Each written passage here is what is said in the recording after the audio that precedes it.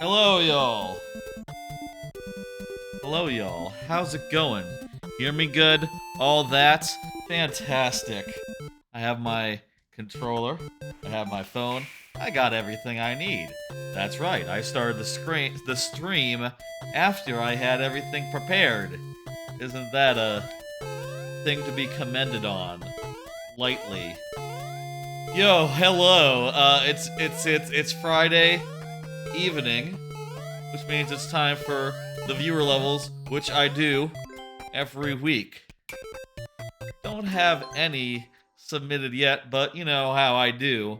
I tend to talk about some stuff before we get going. And today is, well, it's I'll say like we don't have that much to talk about, but I do have a few things I want to cover real fast. First off, MLK Day is Monday, and as a result, my new job apparently gives me that day off, so got a bit of a day off on Monday. I just started the new job, by the way, last Monday, so this last week, so that's a whole thing I am not going to get too far into detail with, but, you know, hey, that's a whole thing. Point is, gonna be doing the stream on Monday, the Zelda Skyward Sword playthrough, which is onto the second temple right now, heading to the volcano area. That'll be starting at 5 p.m.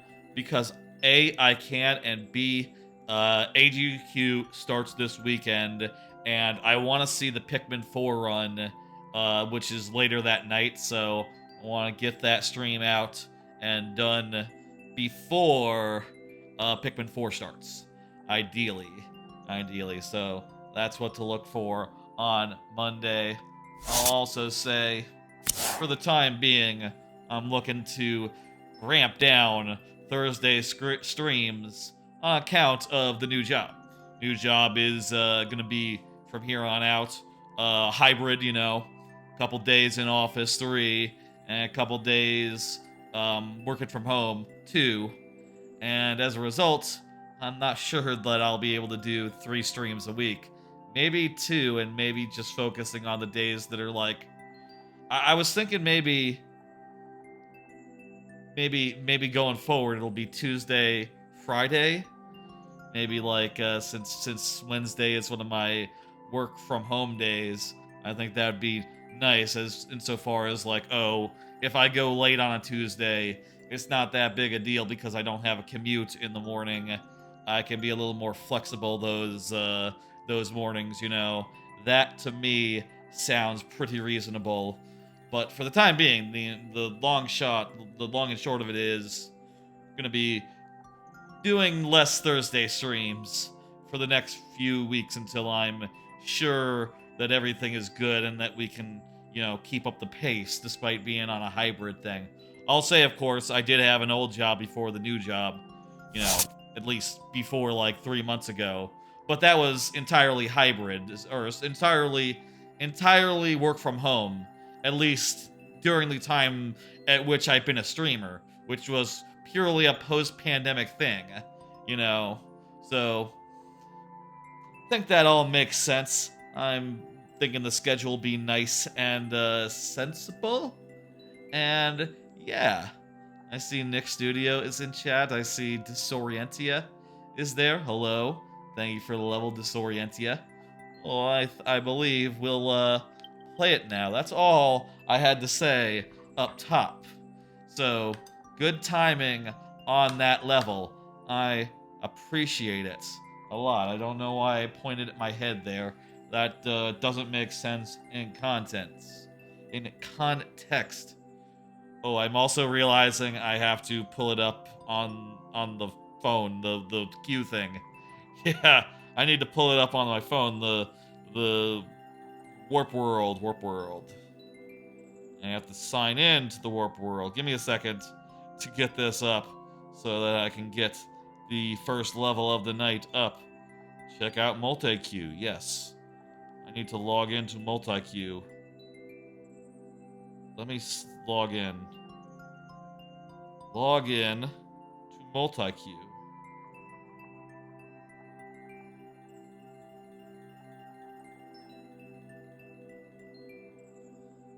Count time. Okay, that's weird.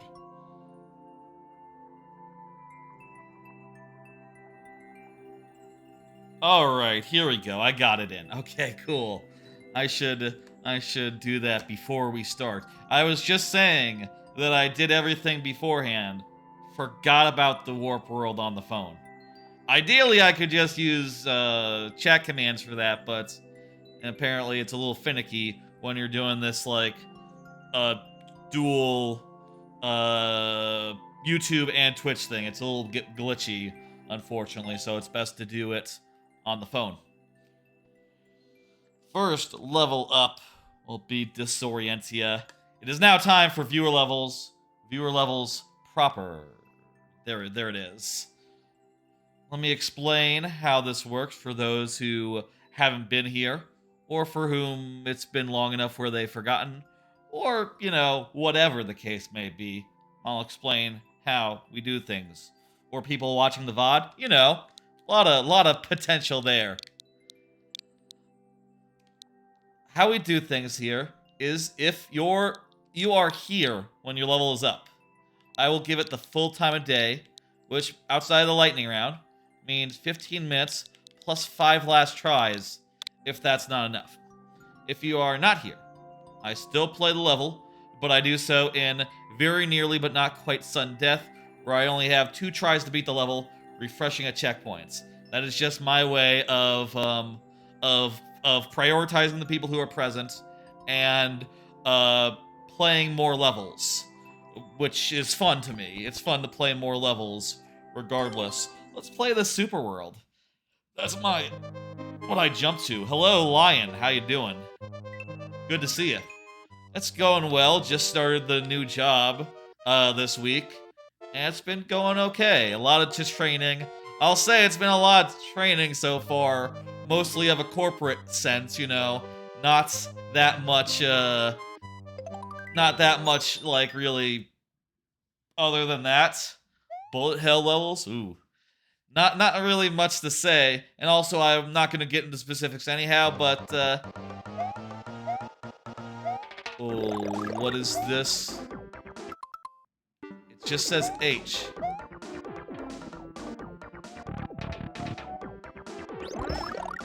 Oh, right, I remember. I played this once, yeah. I remember this one. Yeah, this one you go left and right, and you avoid the things. Yeah. Yeah. Is the mushroom bad? It's not like a trap mushroom or something. Here, if I recall, the best strategy was to not always go left and right and not get like stuck in any one area. That's right. I'll say, by the way, as far as other things. Oh, you have to break the blocks. Good call.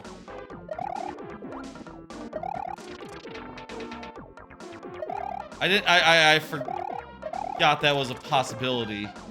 That helps a lot to be able to remove a lot of these blocks from all these other than the solid ones that are rocks from consideration. I'll say, I do have a full contingent of cards. A lot of them are anime. There's been a lot of seasonal anime that started up in the last week. And, me, I want to talk about all that shit. Tell y'all which ones I really liked, which ones I said, oh, this is okay. It's just not grabbing me is all. And which ones I said, oh, this is bad. There's also, news, stuff going on. I got all sorts of ones. Okay, so that's the tutorial is showing us that if we break the stuff, we'll get open. Okay, so the key here only appears once we've broken every block. I see. I get it. Nope.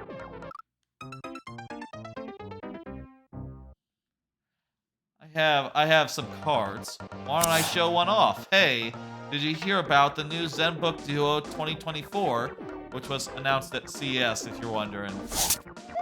I'll say this is a thing where I've mentioned recently that I want to get a new laptop in addition to the new PC, and I was starting to look into, like, what laptops were cool. I was starting to look into that whole business, and, well, I happened upon a laptop that was quite unlike anything I had seen in a way that was ridiculous. And that was a completely different laptop other than the one that the card mentioned. It was this one. Hang on. It was this one. The Yoga Book 9 or something. It's a dual screen, but the keyboard sort of like and can be put onto the top of it, and it sort of behaves like a normal laptop, but not really. Anyway, I saw that and I was like, oh, that's kind of interesting. It's kind of interesting, the idea of having like a full 2-monitor situation, even in, you know, while traveling and stuff. But the more I looked into it and thought about it, like, no, this has way too many deal breakers. Like, here's one. The keyboard is separate, so you have to charge it separately. That's kind of ridiculous. Here's another one. Ports, not that many of them. And I looked at that and I saw, hello, not bright. Yes, absolutely. Once you have a code, submit it. There's also a mushroom on the door. Oh, crap, I didn't realize that. Good looking out, Disorientia. I think I made that mistake last time as well, didn't I? Of not noticing. Like the last time I played this level, which, you know, was outside of the super world, so I think I have literally beaten this one before, but not within the super world. I haven't. Anyway, I was going to a...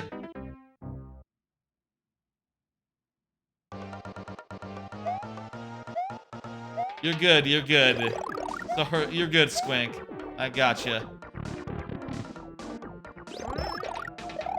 Anyway, I was going to a Discord to post this ridiculous yoga book and say, like, isn't this a weird thing?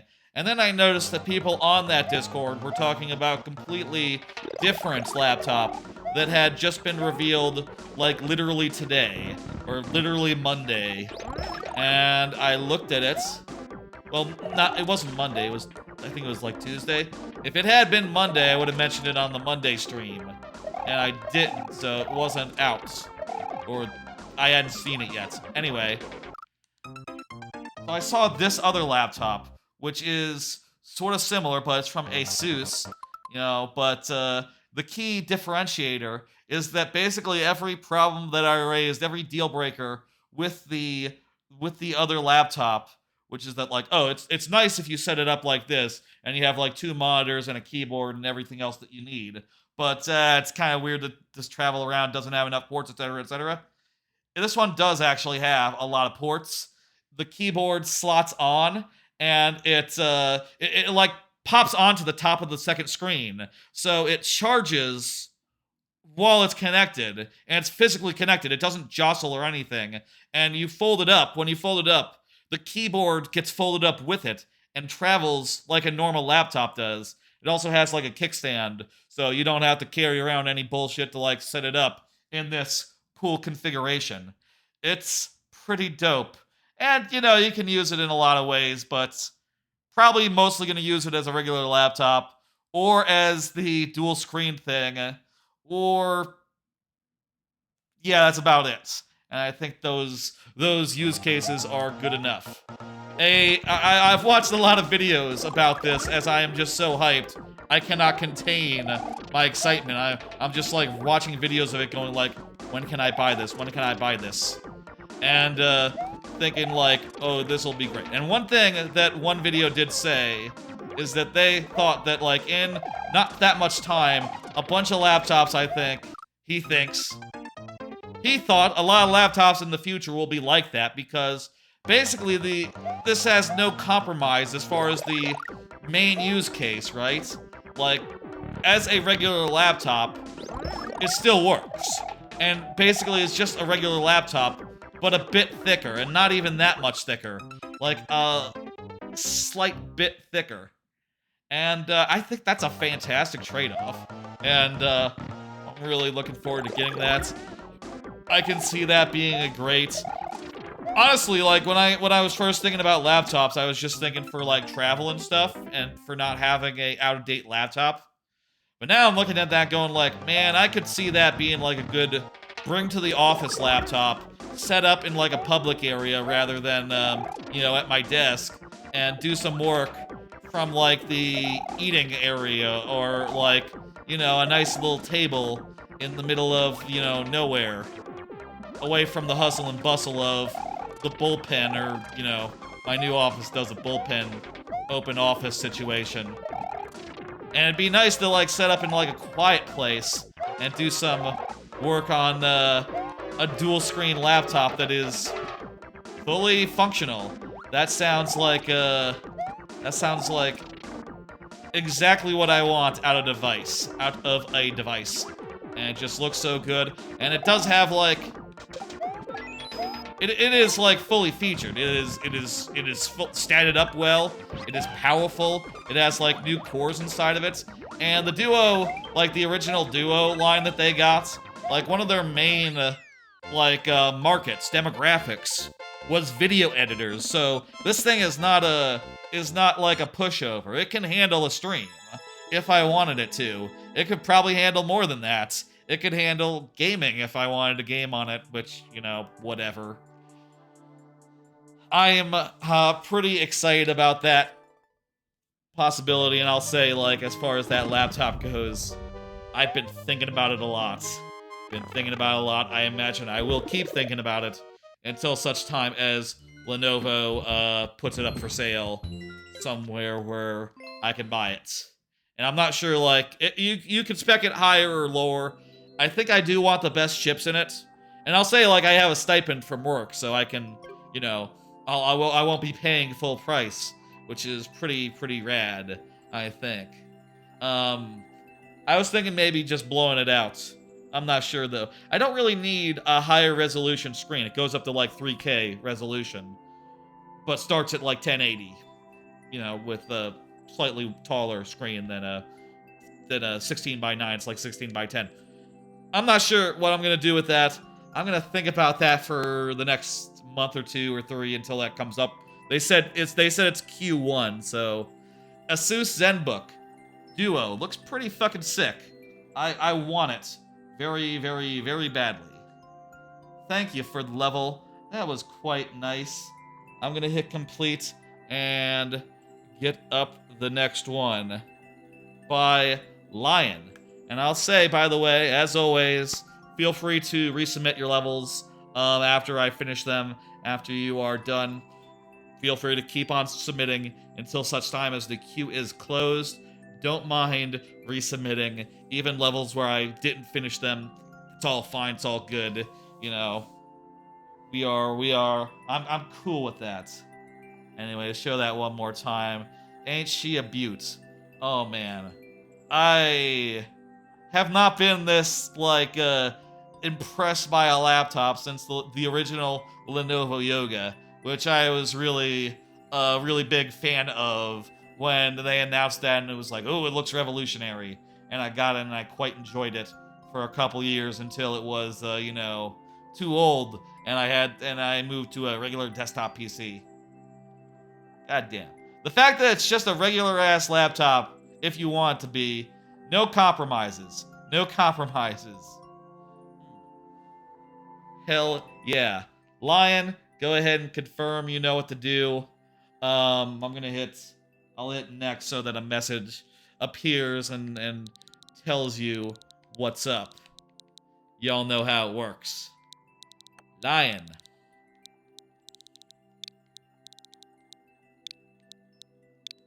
6'8", 27 T 22G. You know what? I can also pull another card. Give some time for Lion to speak up. I should also say, follow up on various refunds. I did say recently that with my new PC, I ran into some issue with the motherboard, and I was worried about getting a refund, sending it back, because I read some reviews saying they were a little weird about it. Fortunately, I did get the refund. It came through good, because those things, they cost like $200 fucking dollars. So it'd be bad if they said like, no, this is on you. You don't get a refund. Thank you. That wouldn't have been good if they said that. Also got a refund on some extra RAM that I ended up not needing anymore because I moved to a new PC. That was good to get. I figured in that case, Corsair, you know, they were the ones who made the new PC for the RAM for the new PC as well. So I figured maybe, hopefully, ideally, they would be cool with it. And it seems like they were. Or maybe they don't care. Maybe no one cares about refunds on Amazon and mostly just lets them through. I don't know. I read some things that made me worry, and I'm really happy they just gave me my fucking money back. That's nice. I also did put in a request because there was a twisty puzzle, a cube, you know, one of those that got lost in the mail. What's the deal here? And I did put in a request with the mail service to finally give me my money back because it was insured, so since it didn't arrive, I really should be paid out for that. But we'll see what happens there. Took me a while. I was pretty caught up with things. Didn't want to fill in forms, you know? Lion, I don't see you, but let's go anyway. I'll tell you. What? I'll tell you, if you are here, please say something. You know how this works. It's sudden death. So, you know, I gotta do this in one try. Unless you were to make your presence known. In which case, I can set a timer as per normal. I died twice. That was really fast. That's how sudden death goes a lot of the time. Lion, if you want to speak up, now's the time. Now's the time. You there, Lion? Give Lion a second. Let me take a swig of water, and then we'll move to the next person. Sound good?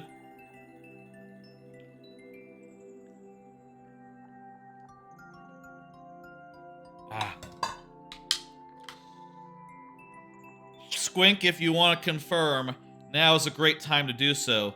Hello, Apar. How you doing? Squink.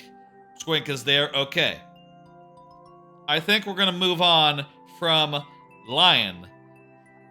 I'm saying that right. Yes, that is Lion. It's not like an I. It's either Lion or... Oh, connection is bad. Perfect. Okay, hey. You are here. Fantastic. Just in time. Just in time, Lion. Let's do this. Let's set a timer and all. You got a level up par? That's fantastic. That's what I want to hear. Or are you asking me if I have a level? Not really. I don't have a level. Not right now, anyway. Feel like I'm between levels. Oh, you're checking the code. Good. Okay, cool. I need to get back in the swing of, making. I don't know, I've been like, you're checking the code? Fantastic. I've been like, I guess on a making hiatus for a bit. Recharging and part of me thinks that now I got, many levels in the queue, you're going to bed. Feel free to skip. No problem, Not Bright. You know how I said it worked? It works if you're not here, your level still gets played, but sudden death, so do not worry. That's how we do things. That's how it will be done. We already know what's gonna happen. It's I don't mind. You have a good night, and, you know, hey, you can always watch the VOD whenever that's, ready for posting. You know, usually takes a bit for it to be ready for posting. Go ahead to the tube? What does that mean? Don't wall jump. Oh, don't wall jump. I see. Like this. Oh, wow! I didn't know it would work like that. Wow. I jumped off it, and also I kicked it. Who knew? That's a funny interaction right there. Thanks for the tip. Also, it seems to be semi-automatic if you just, like, hold the thing, which is nice. Got a checkpoint. Doesn't really make a difference, you know, at this point, but, hey.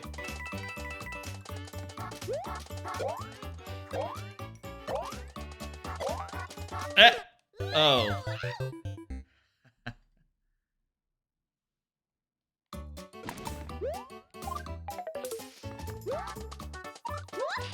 I'll say, with the new job, I feel like I might be in the mood to make again.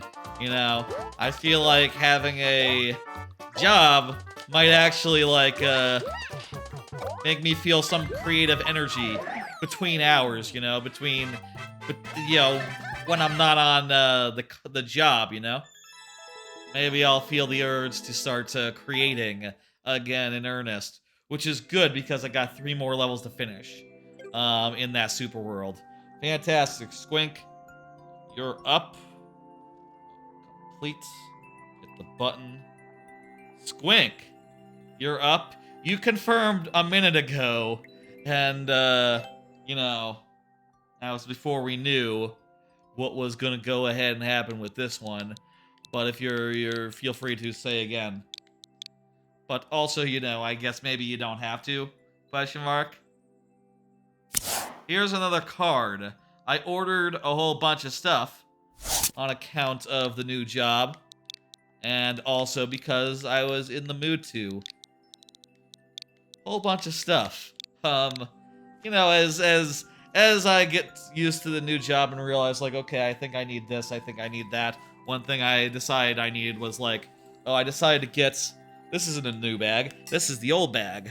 I decided to get a new bag that was, like, slightly smaller than my current, like, big backpack for travel, and a slightly smaller one for the purposes of going back and forth to the office, which, you know, is not quite as doesn't have quite as big capacity, but will be good for like bringing everything I need back and forth on a daily basis, I reckon. Maybe I should have gotten one with 2 holders, just so I could have one with a cup and another for, like, an umbrella, but I'm thinking right now I can just put the umbrella inside the bag. Also got, like, a mouse for the laptop, even though wow, that thing is really off. Hang on, let me fix that real fast. That's wow. Let me go back to the PC. I did not know alerts were that screwed up. Thank you, Not Bright, for the follow. Hey, Daniel, on the YouTube side, look at the pinned comments for how to add a level. Let me go to the... Ah! Desk cam not working. That's weird. Should be working. Hang on, I'm gonna... technical issues. Let me, 1 second. Oh, that's, also... The technical issues thing is really... it's not in the right spot. Your level is still in the queue. It's good, Not Bright. You're cool. I believe it is still in the queue, yes. You might want to replace it. The code is apparently not in there. Can you do replace and then the code, and make sure there's dashes in it. Dashes make it work right. If your original code didn't have dashes in it.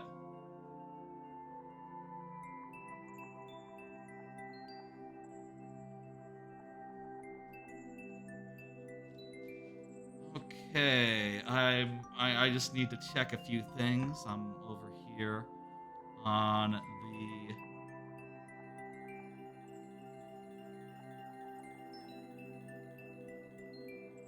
Why are there 2 technical issues things I don't understand. Oh, right. It must be... Oh, the alerts scene somehow moved a good deal. Okay. Well, that explains that. What about the video for the desk cam? What happened there? Let me fix that real fast. This camera was working earlier today, so should be fine. That's weird that it's not. I'm gonna unplug it and replug it. Yep.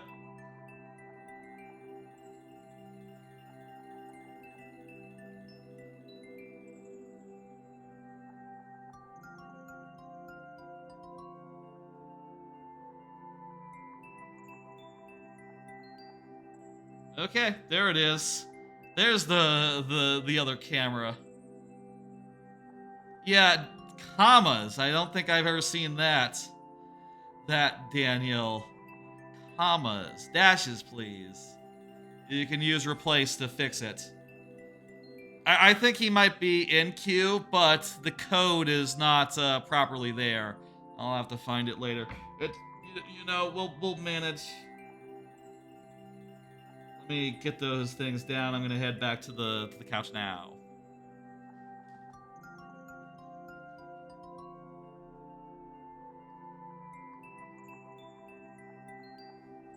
Dashes don't work. That's bizarre. Your keyboard is broken, Daniel? It's not sending. There are people panicking in the YouTube chat. Yeah, I'll try to find your level code, Daniel, when you come out. No one panic. No one panic. We are fine. We are good. We will manage. Yes. You might be in the queue, even if it doesn't show up with a code, but, you know, we'll do a thing.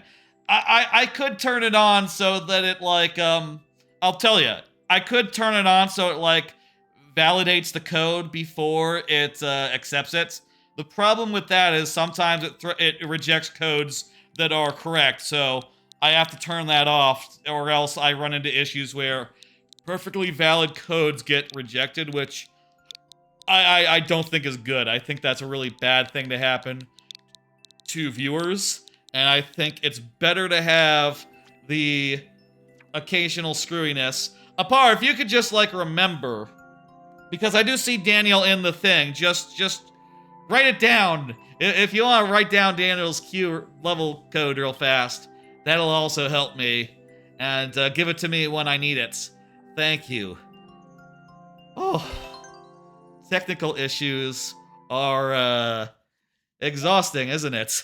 Aren't they? Woo! I don't think we didn't do a card there, did we? Just all got bogged down with stuff. Hello, random. How you doing? Let's set that timer. Set that timer.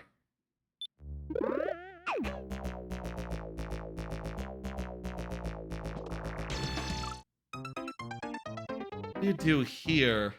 I bet you jump out because this gap is too small for the clown car. Right, that's right. Okay, you just you know, I gotcha. Random. Apar. I'm sorry, I can't always keep track of everyone's burner accounts. This is really cool. Beautiful. Timing is pretty intuitive, but not entirely so. You know. Takes a minute, a couple tries maybe. Yeah!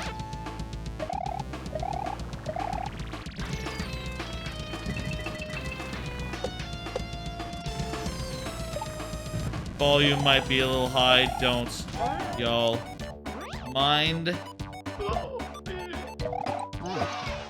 the music is really good. I don't know what it is, but I do believe it's music. Holiday in Cambodia. I don't know that song. All codes end in a H, F, or G. I didn't know that. Is that true? It's a Dead Kennedy song? I'm just not a very big music person. I don't know bands. I know a handful. Mostly stuff that I randomly acquired, you know, like 10 plus years ago. You know, like, oh, I love the Eagles. Yeah, it's good music, good gameplay. Hell yeah. I'll keep in mind a par. Yeah.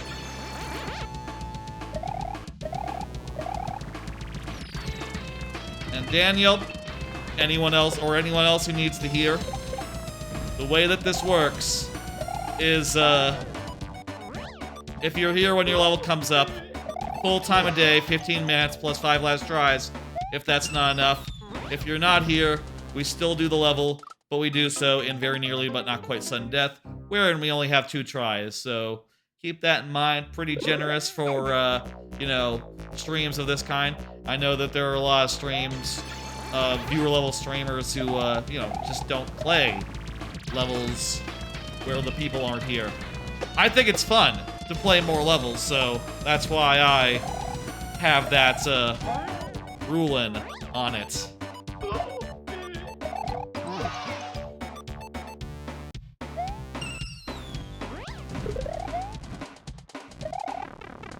So close. So close there. Clearly there's gonna be a second thing, maybe with a checkpoint. How about... You should call it 15 minutes, not full time a day, or people will think it's 24 hours. I say what it is right after. It's a turn of phrase. I like it a lot. Here's a card. Thinking about next apartment. Something I need to think about. You know, what with, on my current one, I'm currently going month to month. And, you know, having gotten a new job and all, I can afford to move somewhere else and, you know, hopefully before too long, look at, like, actual houses, you know, move up from apartment dwelling to house dwelling. I guess I could rent a house in the interim. Ooh, I haven't thought about that. I don't really need the space.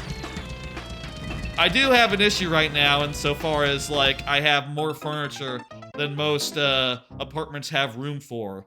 You know, I got like an L-shaped office situation.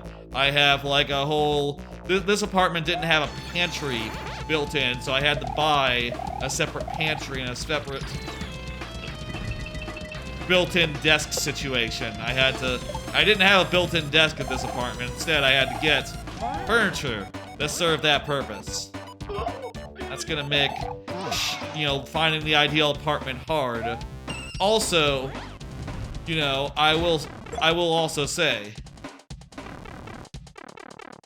I do have a lot to think about with this next one insofar as like,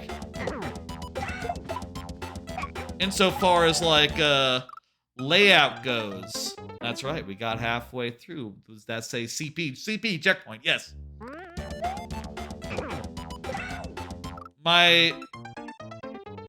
This apartment, you know, when I moved in, I was not a streamer at that time, so the layout of all my stuff was not laid out with regard to streaming. You know, you might wonder sometimes why, like, oh, why does the trash can have prominent feature in the background? And the answer is, that's just how this room is set up. But now I can think like, okay, what if I wanted to have a green screen behind me? How would that work? Should it just be, you know, the wall behind me with the green screen on it? How would that work for the desk? Maybe it should be like divided up the middle with like a big green screen curtain right down the middle or something. So that, you know, one thing that I worry about with like a wall, let's say, is that you don't want to like hit your recliner into the wall. You'll leave fucking marks. That's not good. It would be probably simpler to have it to do that though. To like just have the wall behind me and just put like a green screen in front of the wall.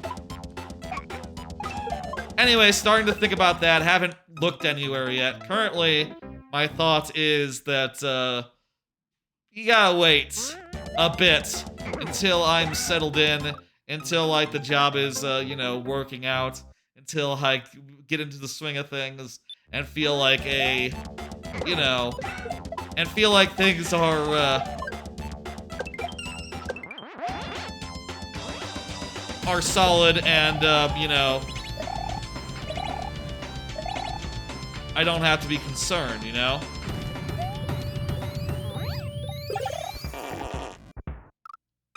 That's a clever ending you got there. I see how it works. Anyway, beginning to think about that, really haven't started looking at places. I guess one thing I like I said, I have not really considered, hello Mario, you may eat you, hello. I have not considered like houses. And also I have probably no need of the space of a house. That's a possibility. Probably not a realistic one. You know. Probably like a lot more to rent a house, isn't it? Well, I'll say you know, I got a new job, so I can afford a little more than I could before. You know?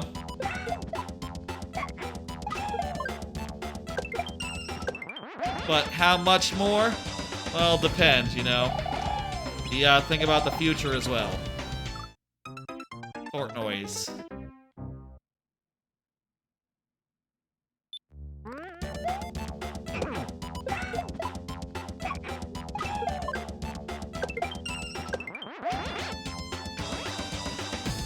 Kinda neat how how like the guitar kicks in is almost in tandem with getting the feather. Of course, you know, I understand that that's a matter of how the original song was, but it's really well timed that it works out like that, you know?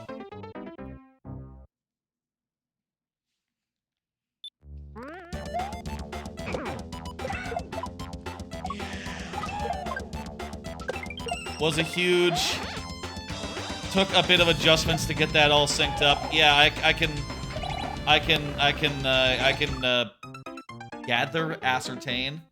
Yeah, totally. I get you. I see you. I get it. I figured. How about that?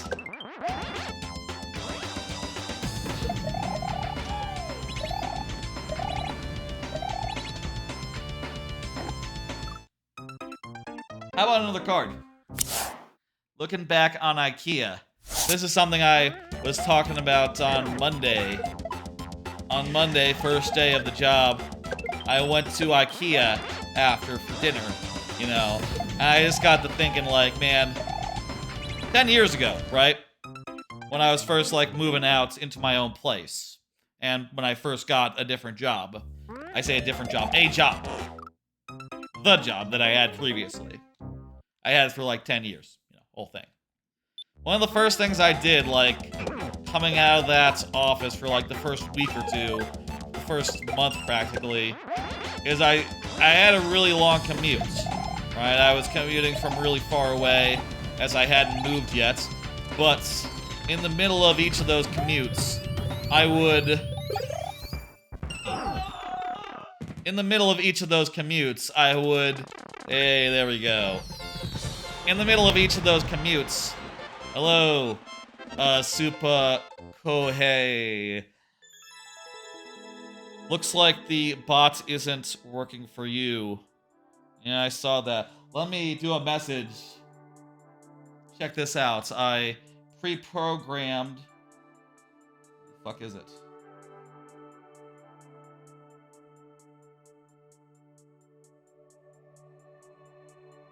I just realized it's not copied to the Stream Deck. I pre-programmed a message to say like, hey, there's an issue with the level bots and Japanese characters, it looks like.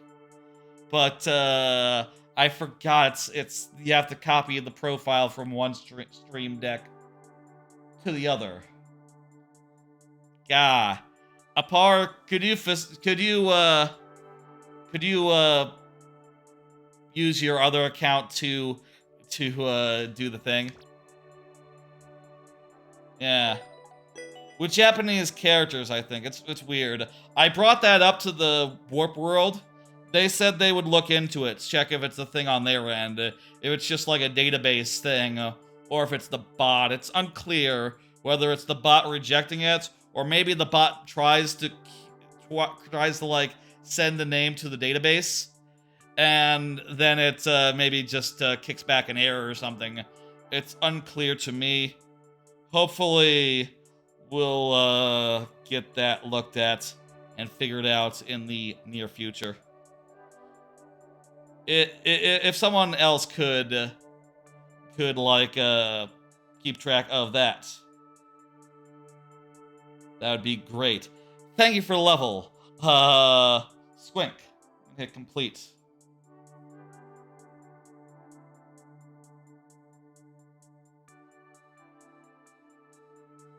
Mr. Coco. Mr. Coco is up. Mr. Coco just did a GG. Hell yeah. Anyway, spent a lot of time at IKEA the first couple months the first month of my first job, and you know, it's kind of nostalgic being there and going like, oh yeah.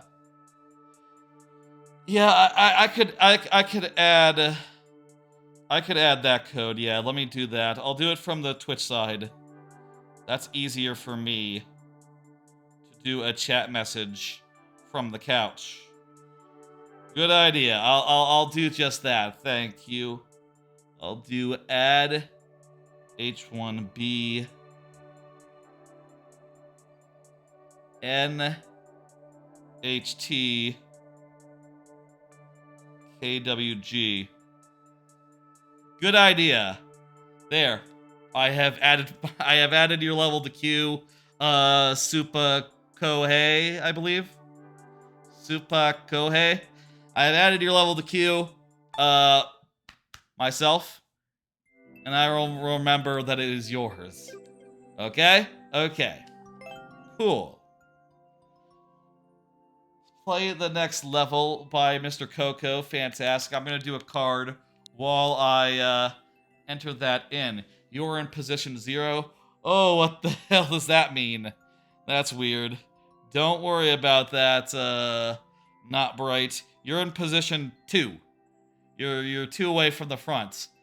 The Warp World bot somehow lost count.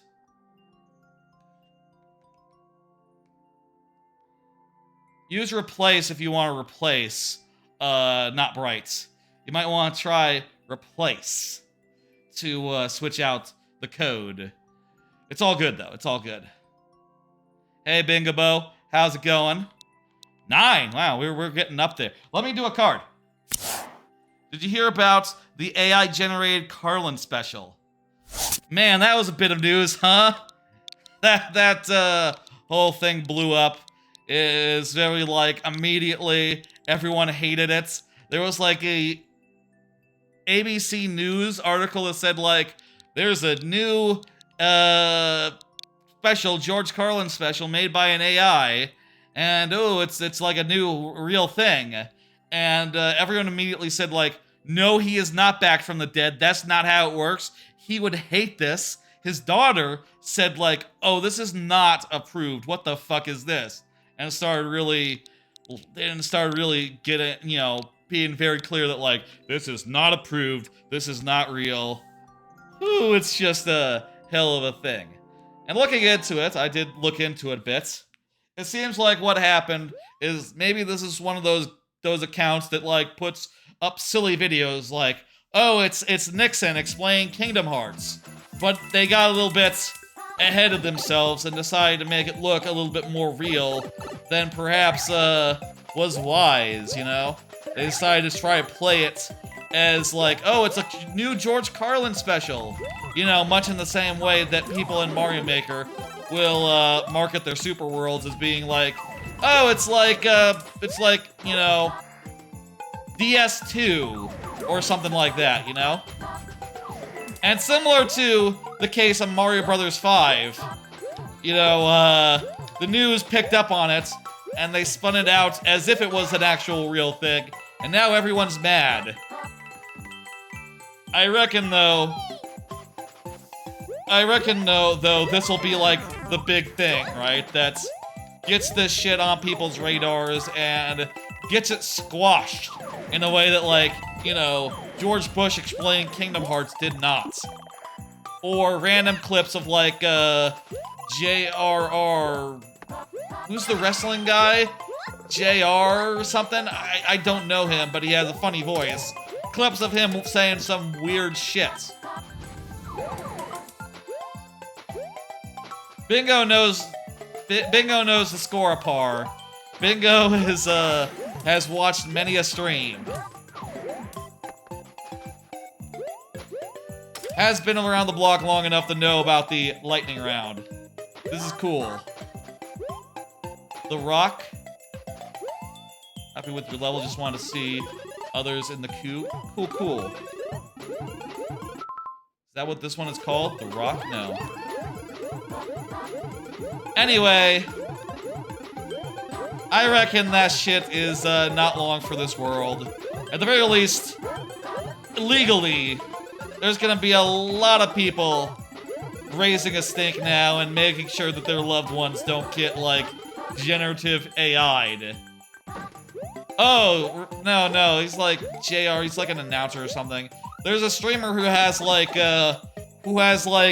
weird, who has like some, you know, have you ever heard of a audio alert or a sound alert, He has some sound alerts of like JR, whoever this guy is, saying, I like to crank it, I like to yank it, cranking and yanking, jerking around the clock. And you can pay money to get that sound alert said aloud, you know, played. And it's very funny every time. You know, to hear, you know, I like to crank it, I like to yank it, cranking and yanking, jerking around the clock. It's funny every time. Yeah, it's funny every time, I'll say. Dan Reichert, I love him. I love Dan's channel and stream. We'll probably raid him tonight. That'll probably be the raid. I like to raid Dan when he is doing a stream. That's like most of my Friday nights the last couple of years have been watching his you know, live streams. After I finish this, one of the reasons why I do the live stream at 6 p.m. is that so I can use the rest of the night to watch his. You know, so I don't get in too late. That's how I like to do. I like to do this stream, and then after, I watch, like, you know, whatever he's up to. Watch parties, all sorts of bullshit. I reckon that stuff is gonna be, that fake voice stuff, it's gonna be really, people are gonna be a lot more on guard for it, and I expect to see that, fucked up in the future. That was a really good level of Mr. Coco. Very fun. I liked all the downhill stuff. Very fun. Shit, good shit. And timer. I don't know that much about wrestling, so I can't really speak to it. You know, I can't really, I don't really know the people in it. But it seems kind of fun, you know? Hey, bingo. Next up is Disorientia. Thank you for the Twitch follow. Indigo the Fox. Hell yeah. Thank you. You can see now that the alerts are where they're supposed to be. Video toe. I don't know what you mean by that, Apar. Video toe. Are you talking about my toe? It's not in the video. It's over in that direction. You can't see it. Disorientia, please confirm. I'm gonna put the thing in chat, so Disorientia. normal amount this time. Hell yeah. There's another streamer that does something called video tow. I'm not familiar with that. That makes it sound like a feet thing. Apparently the position thing is a bug. Don't worry about that. Hello, Indigo the Fox. Hello, Senien. Like to see all the levels tonight. Like last week, we have a lot of levels in queue. I'm going to do another card while we wait and see if Disorientia confirms. Like I said, if you're here when your level comes around, you get full time a day. If you're not, it's sudden death. How are you? I'm doing well. I've been on a new job for the last week, and it's going okay so far. Mostly just training, but looking forward to trying to balance the stream and, you know, a non-work from home job. It's like hybrid, so it's not, you know, entirely not work from home, but, you know, it's a little more demanding maybe to keep up with. As far as, like, you know, the stream. Because I can't just roll off work at 5 anymore quite as easily. It's a bit weird. I'll have to get used to that, I reckon. Here's a card. Hey, did you see that Last of Us Season 2 casting? A lot of people talking about the casting. You know, I'll say, like, I don't know actors. I don't know where people are from. I don't watch that much live TV except for, like, Last of Us and that new Game of Thrones thing that they did a few years ago. You just finished your N64 collection today? Getting a new Conker's Bad Fur Day? Hell yeah. Like, every N64 game? Or just, like, your favorites? Conker's Bad Fur Day is an odd choice for getting last. I guess maybe it's rare. Congrats, either way. Anyway, I thought so far, that's pretty sick. If it is every game, wow. I've thought so far that the choices for the casting have looked good. I will say, like, honestly, looking at that and realizing that that's coming and that they're doing the second game for the second thing just makes me go like, oh geez, people are gonna get angry in the way that, you know, people actually got angry when the original game came out. They're gonna be angry again. Whew. Anyway, I can't wait to see what my parents think of the big twat twist that happened at the start of Last of Us Season 2. Or, you know, whenever they do it, I don't know. I don't see Disorientia. Sudden death. This is what happens if you're not present in chat. We still played a level, but with a very severe lives limit that refreshes at checkpoints. We have 100 seconds. What? Oh, crap. We're doing circles.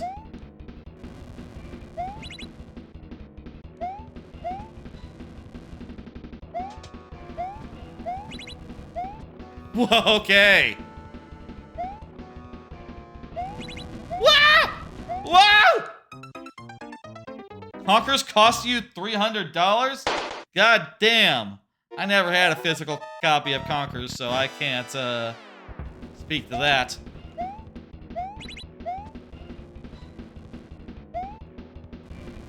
This seems like it may be a mite bit difficult to do in 2 tries.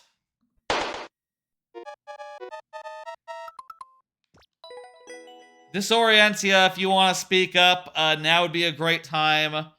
I'm gonna, like, give you, like, a minute. And then we'll go on to the next person who I can just look ahead real fast and say, not right, if you're here, you'll be up next, so be ready in, like, say, a minute.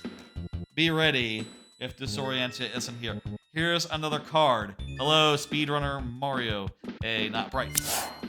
Did you hear about new Universal Studios rumors? This is sort of a lot there, but I saw a video from, like, my favorite, I say my favorite, a Universal news channel that I like that covers, like, rumors and stuff.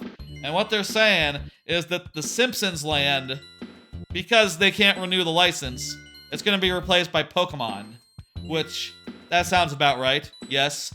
I've heard the speculation that Pokemon would come to studios, maybe replacing the like kids zone, but instead it's gonna replace the Simpsons. Sounds like, which okay, you know, hey, that sounds good.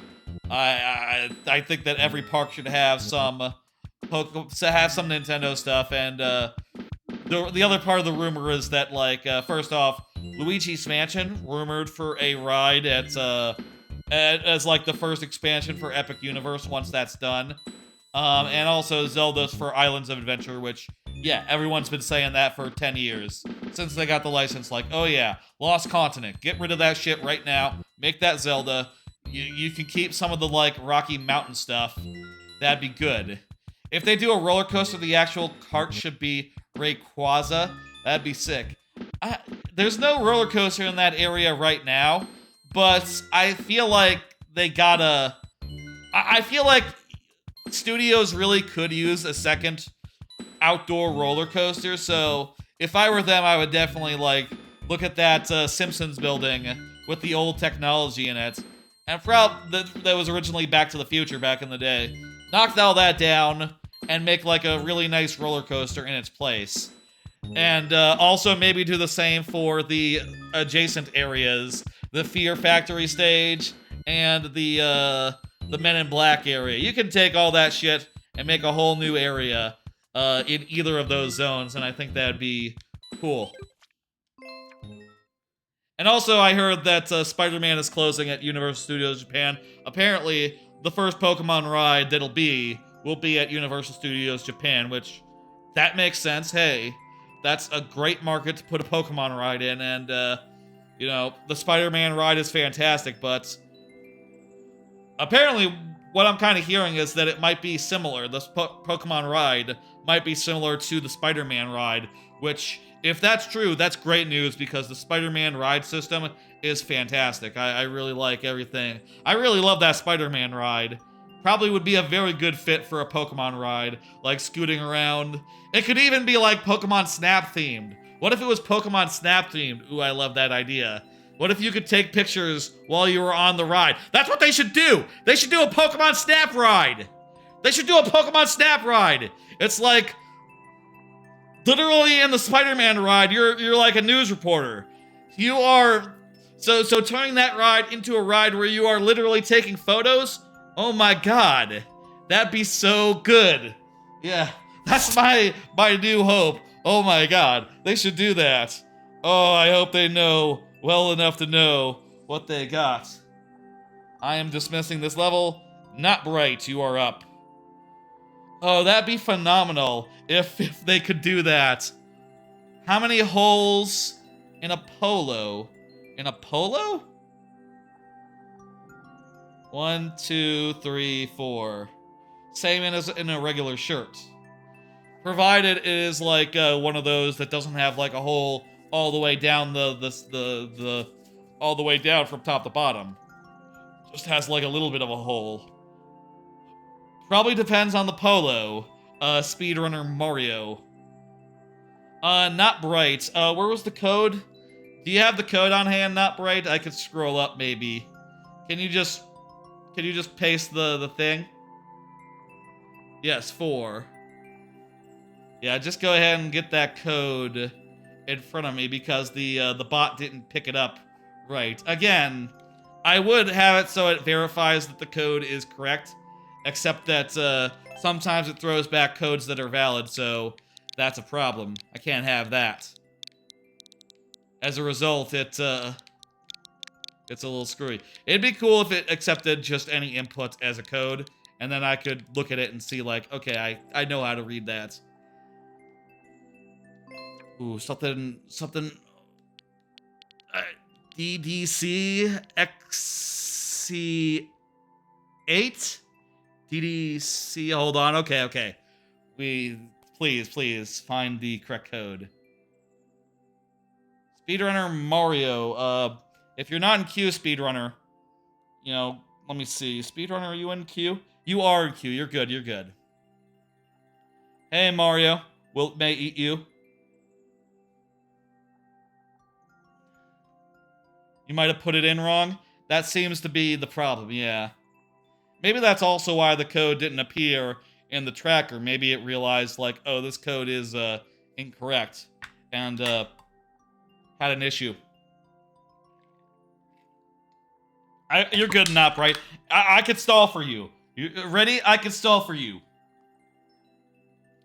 I can stall like nobody's business. Here. Did you hear about Twitch's new bitrate experiments? New thing that Twitch is doing now. They're allowing people to stream in multiple bit rates and multiple like formats. You know, like what is it called? Encoders, different encoders. And the way that it works is that you can have a higher, even a 4K stream going at the same time as your traditional low bandwidth 1080p stream.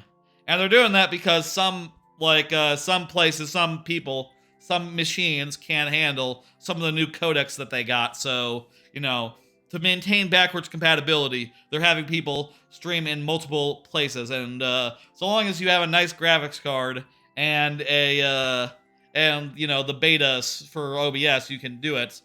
I will say I have asked to be in the beta. You know, I have like XX. Okay, thank you. I have like opted in to be maybe let into that. Oh, the last one's a G, is it? Okay, gotcha. Can a Matchbox beat Mike Tyson? No, but a Big Ten can't. I don't follow what you mean by that. XC8. Okay. Gotcha. Anyway, I'll say I am looking at that, and I am wondering if we can do that and have a higher quality stream. The only question I have is like, wait, I have a weird third-party thing that handles like the YouTube stream. Does that work with that, or is that going to confuse the hell out of that little plugin? Like, can it maybe pick up on the better bitrate thing from the other stream, or we'll see how that works once it's like more widely available or after I get access to it. But just to say, like, I am aware that's a thing. Maybe we'll see some better codec streams later or something. I don't know. I guess I'll say, like, I don't know how much. Correct answer, no, but a kin can. Because a match can't box, but a kin can. Oh. What is going on? It's dark.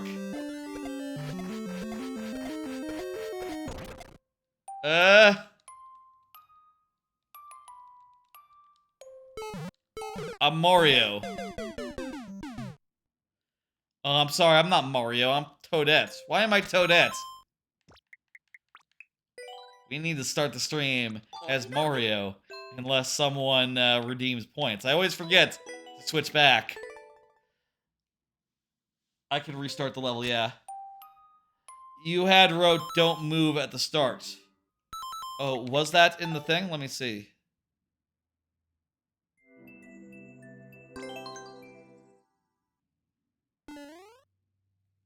Okay, so don't move, it's an automatic. Okay.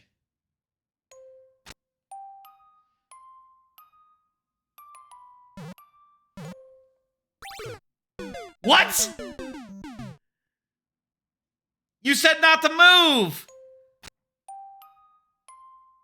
Maybe that was a...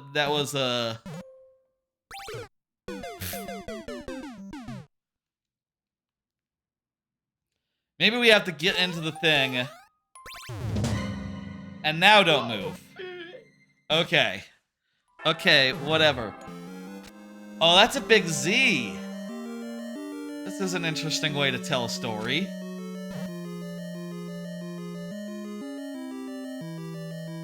It's like a very slow comic book.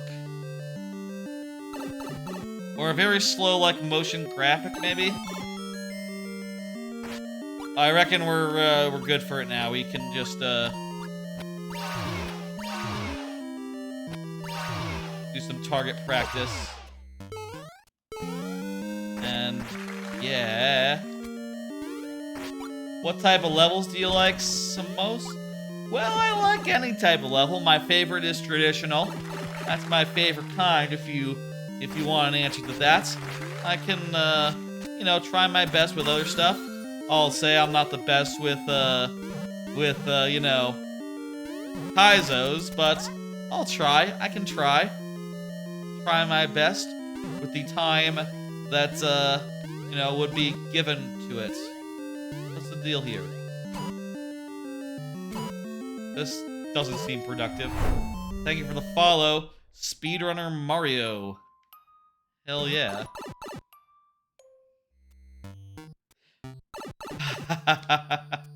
We're good. That's fine. It doesn't kill us.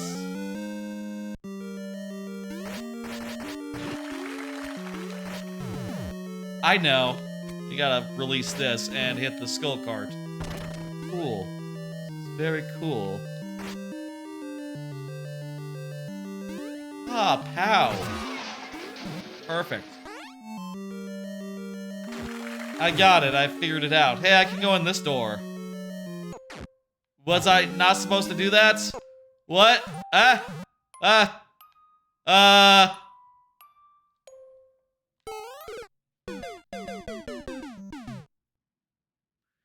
Maybe I wasn't supposed to do that. I think it's very possible I wasn't supposed to do that. How about a card? We gotta sit through this part again. Very cool, Z. I watched the first episode of Villainous Level 99. I may be the hidden boss, but I'm not the Demon Lord. I'm glad to have helped you troubleshoot this. It is a villainous isekai type anime, I will say. A lot of that first episode is wasted. It sort of spends a lot of time setting up like the basics of this like villainous you know, show, which is very basic. You know, hey, there's a, you know, it's based on a visual novel world, and there's like a hero, and you know, a bunch of love interests for the hero, and a villainess. You are the villainess. Cool. Go forward with that. That about sums up that show up to that point. Except then when the villainess shows up, it's actually gets interesting because she's a good character. And unfortunately in that first episode, they only spend like 6-7 minutes with her of like 20, you know? And I think that was very weird, and they should never do that again because, you know, it's a real waste. Apparently that's like an anime original thing, like they didn't do that in the manga, so... Oops. Kind of confused about that. I see what we're supposed to do here. This is like an escape. We're supposed to fire into here. There we go. She's a really fun character, I'll say. She, like, does a bunch of grinding, and then, you know, tries to avoid the main characters, but seemingly will not have very good luck with that, which, you know, is, I think, the story of the show. I think that could be very, very good. It's just the first episode really far too slow for its own good. You know, Villainous at level 99 could be pretty dang fun. Could have used a better structured first episode. I'll say that. When is Mario Maker 3 coming out? No one knows. No one knows. That's not trivia. That's, it's fine, you know. You know, I don't have to be a pennant about it. Sometimes I say stuff that doesn't make sense, too. I said a couple weeks ago, or... My New Year's resolution this year is that, I've said this. My New Year's resolution will be that Donkey Kong Country will be on... There will be a new Donkey Kong product on Nintendo Switch 2 in 4K. And I think it's funny to say such things, you know, that aren't, that's not how resolutions work. I know. I think it is funny how that annoys people when I say that. I've done that for several years, and every time, some people are very annoyed by it, and others don't care. I think it's funny. You think they'll have a Mario Wonder theme? Possibly. I give it good odds. I'd say 90% chance. I'd hope to have more than one new theme this time. But, you know, that's all dependent on how development goes. I guess that's always the case. Correct answer, never? Ooh. That's rough. That's not a happy thought. Haven't we been here before? This looks familiar. No, I guess not, because we haven't been here.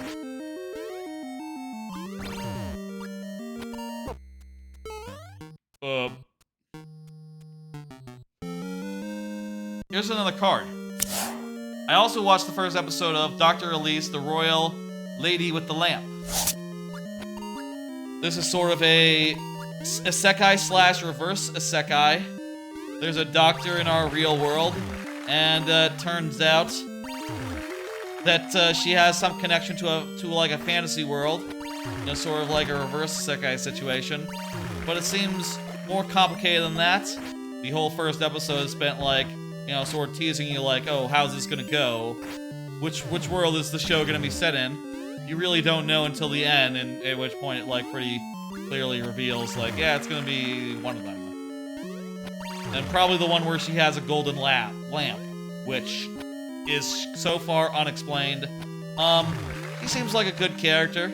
She seems nice. She said she was a villainous type character in the past, and she like embraced being a doctor to like, you know, do better. You know what I mean? What's the deal with this though?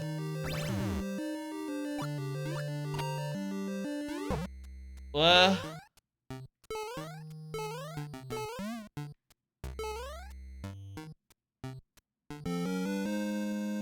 Weird. Let me lock myself in there. Wait, no, I can't do that while the on-off is like that, can I?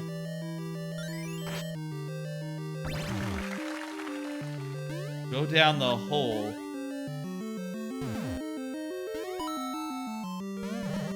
Down the hole. What hole? Fuck. Oh, there's a hole. I didn't notice the hole. My bad. Totally blind to it.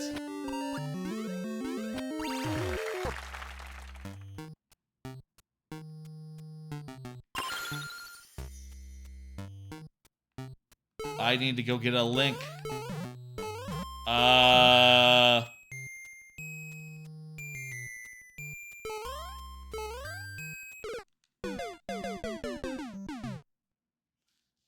Need to keep my link. Anyway.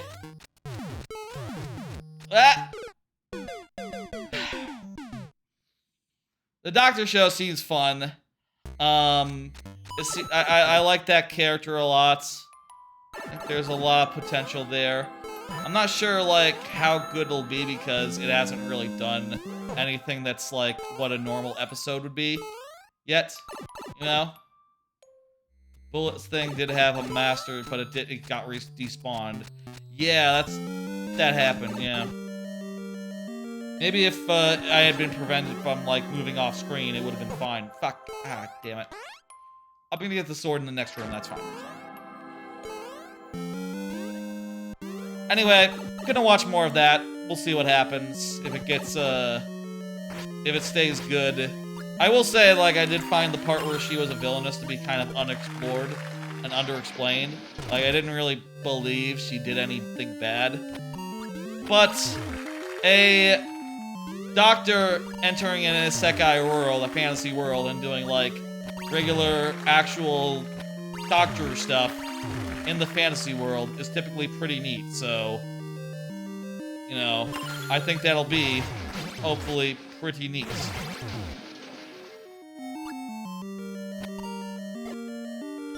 if it's, you know, similar to other such shows in the space. Boss, let's go. I'll say a lot of shows are like that, where you watch one episode and you're like, this could be really good, but I'm not sure yet. I feel like more recently than before, there are a lot of shows that fall in that like, well, this could be very good actually. I feel like there's very few shows where you can watch an episode and go like, oh, this is bad. It's an easy thing to cut. You know, at least that's my feeling. I don't know quite what that represents. A communication error occurred?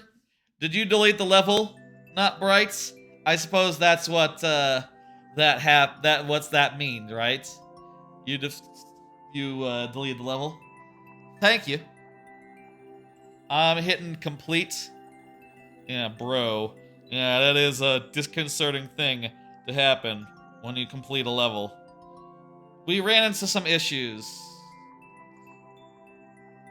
Honest opinion? That's good. Good link level. Some pain points and some stuff that needs to be that you're, you know, even you are clear that should probably be addressed, but it's fun. It was good to get through. Not too difficult. Some bugs to work out. Weird, that communication issue. I'm plugged into Ethernet, so, and I can see how many friends are online, so it's not Mario Maker as a whole, is it? Good. Okay, did I hit complete? I think I did. Good luck with that, not bright. Apar, you are up. Apar, you are up next. Apar's on the YouTube side for those who aren't keeping track of where all the viewers are in the queue who submits. Apar, go ahead and confirm, you know the deal. Meantime, I'll do another card. I've watched a lot of anime this week. The next handful of cards are other shows, which I watched an episode of. I watched the first episode of Cherry Magic. 30 years of virginity can make you a wizard? Question mark. That's like a thing in Japan, I think. That or with incels, I forget. Kind of a weird title, but the premise is actually it's not a weird incel thing. It's a boys' love thing. The main character, he can touch people and read their thoughts, and he reads a guy's thoughts and realizes like, oh, this guy is just looking at me all the time and thinking like, oh man, I love his lips. His bed hair is so cute. Oh my god, I love this guy. And kind of a weird boys' love thing. The characters seem alright. I don't know. I guess it's pretty standard boys' love fare insofar as like very clearly they are pining for each other in a way. One of them is confused, the other is pining, and the fact that one of them can read minds makes it so that you know, he's able to pick up on signals that otherwise would be like too subtle to be picked up upon, which is good. I think this show might be better than you would think. I wish it wasn't called that because it makes it sound like an incel thing.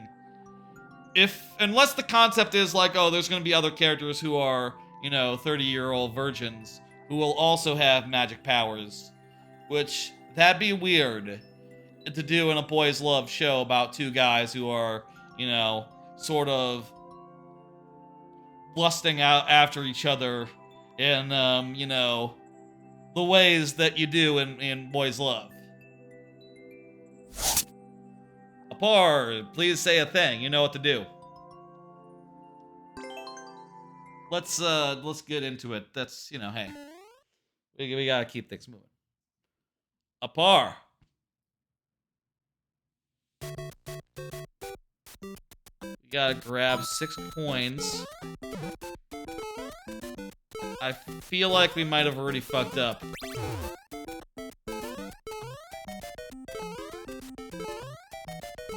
Yeah, you're totally supposed to use that to get into the pipe.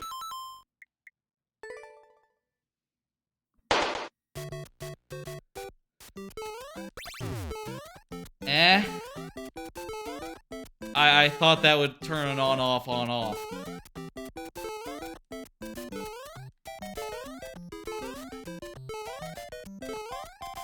Anyway, I don't hate that the first episode. It was fine. It was good for boys love type thing. And I do think that the telekinesis is a nice angle, a nice twist on it, you know? But I'd be lying if I said that, like, oh, I fully expect this one to make the cut. Like, maybe not. Maybe not so much.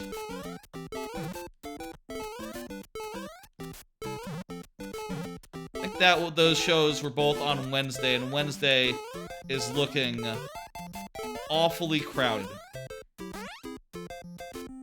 Through the door. Key switch.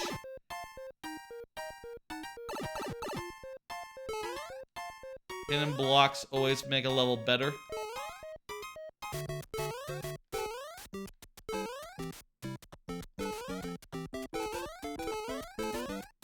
Huh.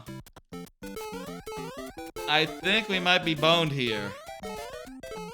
Apar, if you're here, you could speak up and give us extra time. But I think what we need to do here is not activate the guy earlier on, so that this is not a blocker. I'll pop another card though, while we're and then we'll go to the next level if a power is not present. Turkatron is up next. Turkatron is already here, perfect. So Turkatron is good if a power is not present. Next card here, I watched the first episode of Sengoku Yoko. Only I can do those commands, my Mario may eat you. And also I don't use that anymore, I use a different, I just manually pull up the next level. So, that show seems to be like a set in the past. It's made by, apparently the original mangaka was the same one who made that like Lucifer Biscuit Hammer show that really was disappointing for most people who were looking for that show to be better. Let's just go ahead to the next person. Anyway, it's a new show. The basic premise seems to be that there is a spirit wandering around Japan, telling people off and you know, getting all high and mighty, saying things like, yeah, guys, you need to stop being brigands. You need to stop being fucking brigands. It's not good to steal stuff. You guys are being real assholes about all this. You guys need to fucking get with the program here. And I really like her. She seems like a great little character. She has like a naivety, which is fun, and just going around like loudly declaring her will and then kicking the asses of everyone who doesn't comply, you know, brigand-wise. That's kind of fun. And it's well animated, looks great. I think that show could be very good. Speedrunner Mario asking how you make a card. I make the cards, and basically they're just a way to like, well, structure the stream, one. And two, remember everything that comes up in life, you know, outside of the stream that I want to talk about here on stream. Give me something to talk about.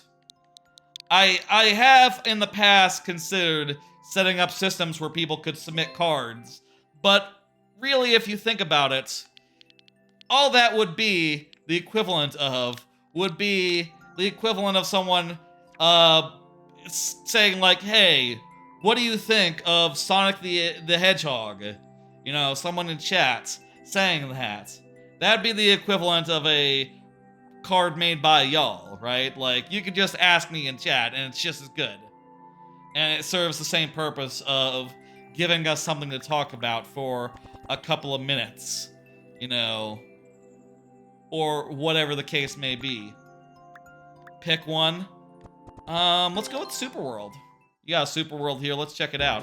I like Super Worlds.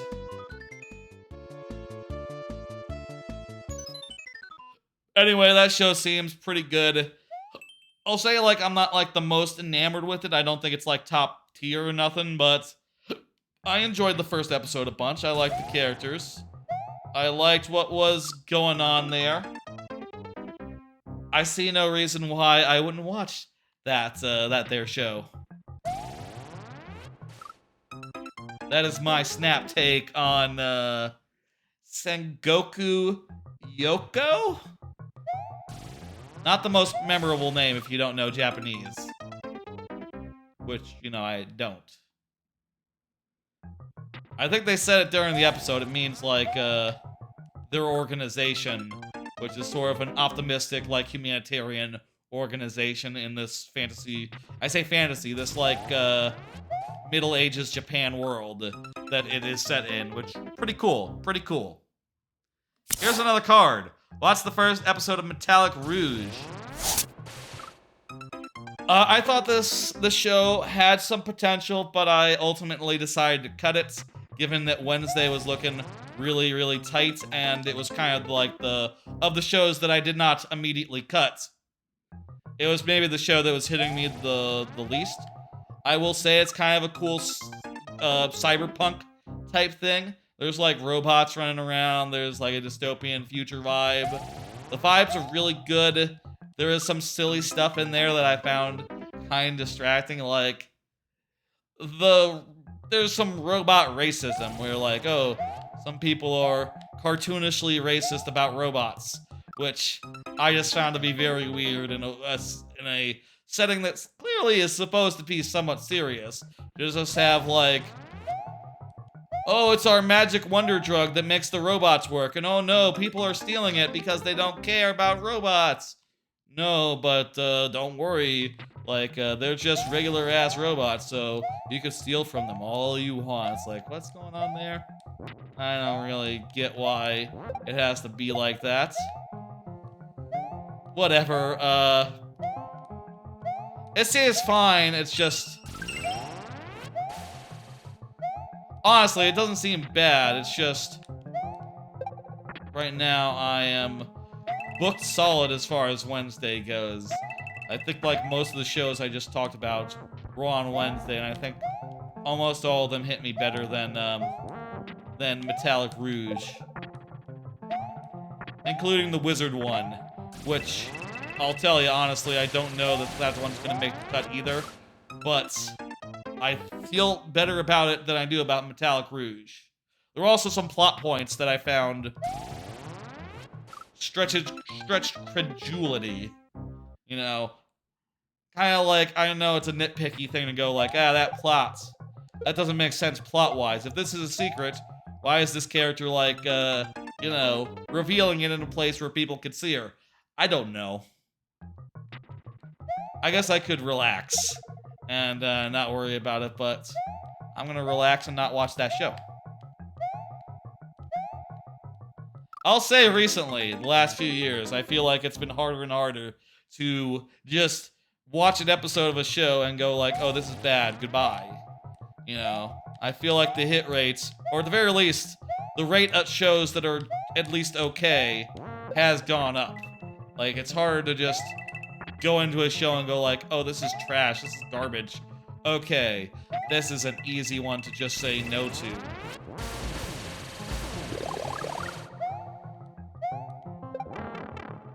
Which is good, you know, hey, I don't go into these shows wanting them to be bad just because I have a lot on my plate already. Like, that is, unfair to the shows, you know? Like, there have been, one of my anime of the year last year was like a few weeks later than everything else, and on a really busy day. That's Apothecary Diaries, still on the air, by the way. And I could have easily gone like, oh, you know, I have too much for this day. I can't take this on. But I did. I gave it a chance, and it was fucking great. And, you know, it ended up, like, on my top 10 of the year. So, good decision.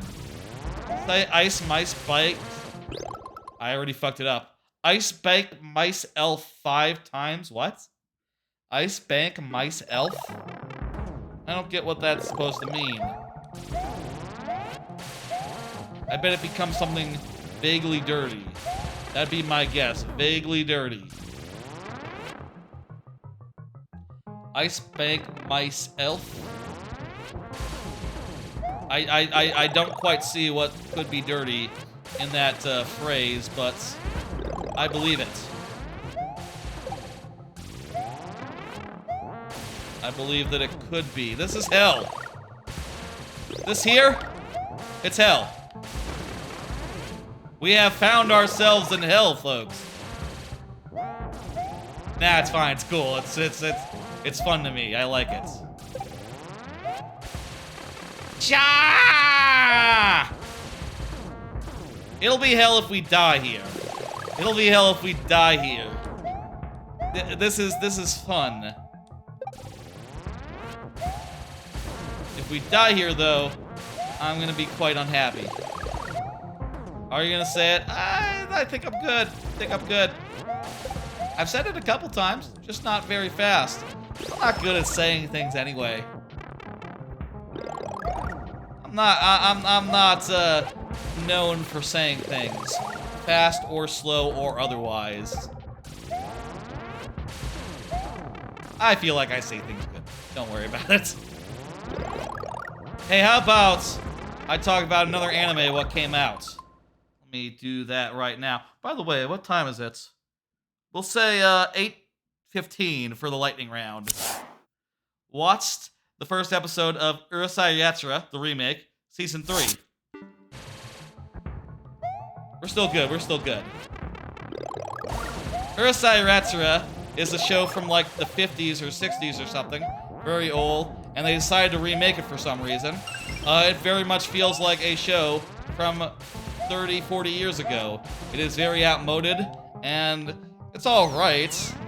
It just has like amazing production values and some real dated humor. You know, there's a lot of stuff about the main guy, who's a guy who sucks, and how he wants to fuck chicks. He wants to pick up chicks and be unfaithful to the women in his life. You know, which is kind of his whole shtick. That he is kind of a scumbag. Which, you know, is a pretty common thing in anime at the time. You know, from like eras long past. They used to have characters like that all the time. As like the joke. Have you played any Crash Bandicoot games? I haven't, no. I want to. When they're on Game Pass, I'll absolutely check out one of those, some of those, probably multiple of those, once I have them for free as part of Game Pass. Anyway, I don't have that much to say about this new season other than I wasn't that strong on the last season, and I'm mostly just continuing because it is funny at times. Sometimes the skits are good. I do find a lot of the humor to be tiresome, but it's fine. And I've watched enough of it. I've watched the first 2 seasons. Kind of more like 1 season, honestly. So I might as well continue on with this new season. It's made by the same guys who make JoJo's Bizarre Adventure. And it's part of the reason why the last part of JoJo's Bizarre Adventure was a little bit, what's the word? Slow going. They couldn't do it all at once because they were doing Urusei Yatsura at the same time, which I think is probably not a good thing. I got this? Hell yeah.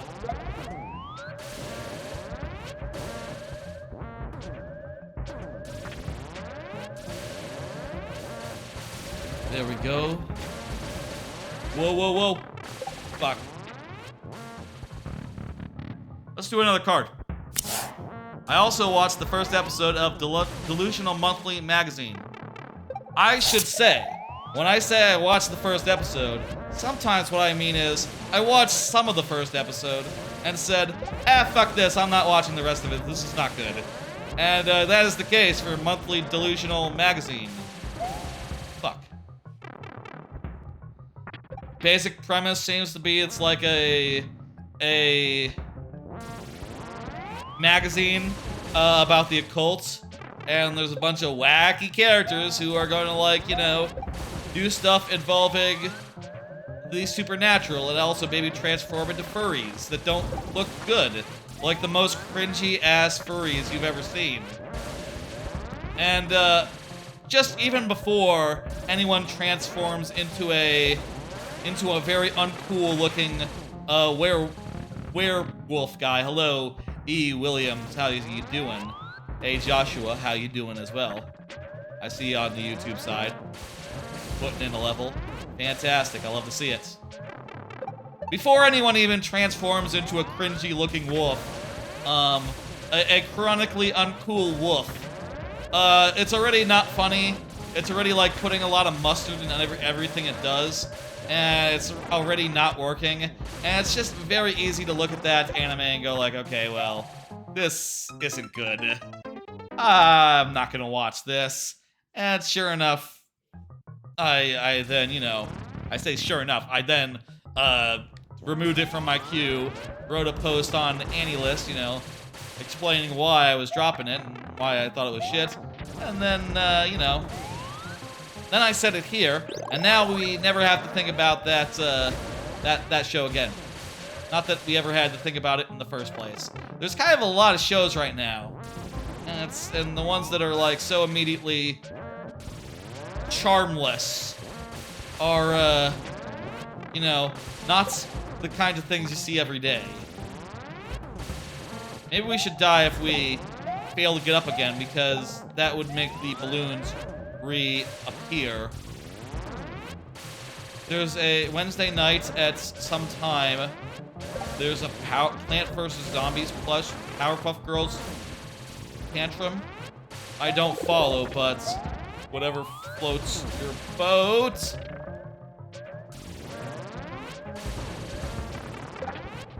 Ah. Thank you for the follow. E. William, how you? Thank you. What am I saying? I should say the same thing every time, shouldn't I? Here's another card. I watched the first episode of The Witch and the Beast. Another show that seems kind of alright, kind of good. Low-key good, I would describe The Witch and the Beast. It sort of seems like a very cool world. There's like witches running around, sort of prosecuted, but also they sort of get up to some evil shit sometimes. There's some guys wandering around exploring the world, and I'll say I did find the twist in this to be satisfying, even if it did feel a little bit rushed. It felt like, you know, they're setting up the world, and then like 2 minutes later, it's time for the twist. And it's like, oh shit. Oh, I was sort of thinking there'd probably be a twist, but I wasn't expecting it like, you know, without any further ado. But it, being that fast-paced, did allow them to do some pretty cool action stuff, some pretty cool, like, business, and set up some stuff that does seem very promising as far as, like, hey, what's going on here? What's the deal here? It's a very funny shorts video. Elmo's Lego Tantrum. Was I supposed to be depowered there? I believe that I was, but I wasn't. Lucky!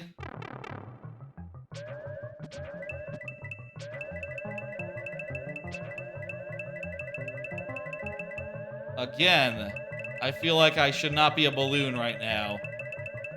But I am a balloon, so what are you gonna do?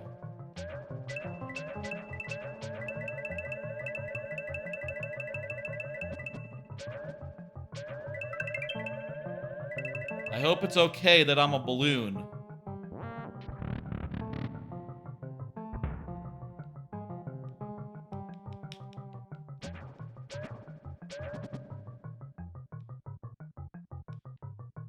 Okay, so I can't get into this door even if I'm a balloon.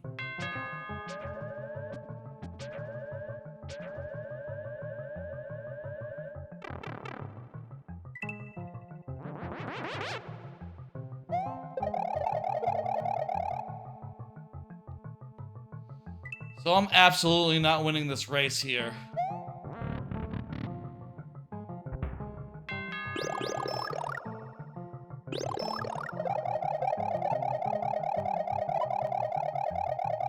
Oh, hang on.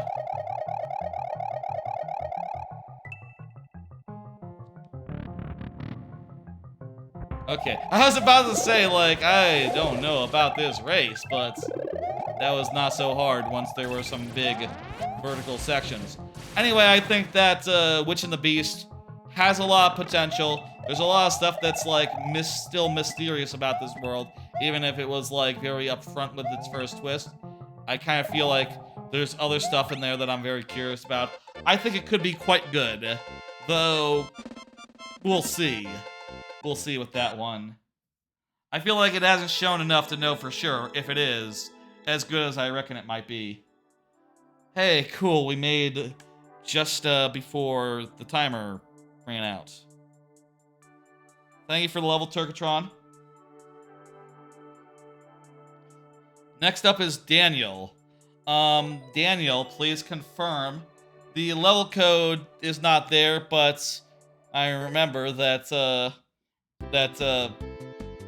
what's his face on the YouTube side put it into the thing so that we could find it. That would be the next level in the queue, which I will remove after I do this one, because this is the code I believe that Daniel meant to do. Daniel's on the YouTube side, speedrunner, but I think you might be right anyhow. But even if not here, the way that this works is that we do very nearly but not quite sudden death for people who are not here. So that just means fewer tries, basically. We got 2 tries to beat if Daniel isn't here. Very good. This is the one. I'm going to remove the other one from the thing. Perfect. Wonderful. So Daniel, go ahead and confirm. Quick card here. There are 2 more anime from today, actually. I took some time out of my lunch to make sure I saw the new one. Do you know when my level is? It's coming up. Let me see. You're next, my Mario may eat you. You are next. You are after Daniel. You could also look at the list yourself if you ever want to know when your level is. I watched the first episode, The Weakest Tamer began a journey to pick up trash. I think this is quite fucking good. I really thoroughly enjoyed. Exclamation point list to look at the list. I quite thoroughly enjoyed the first episode of The Weakest Tamer began a journey to pick up trash. It's really cool, set in a world where like people have skills, and the main character is a little girl who was ostracized because she does not have very good skills.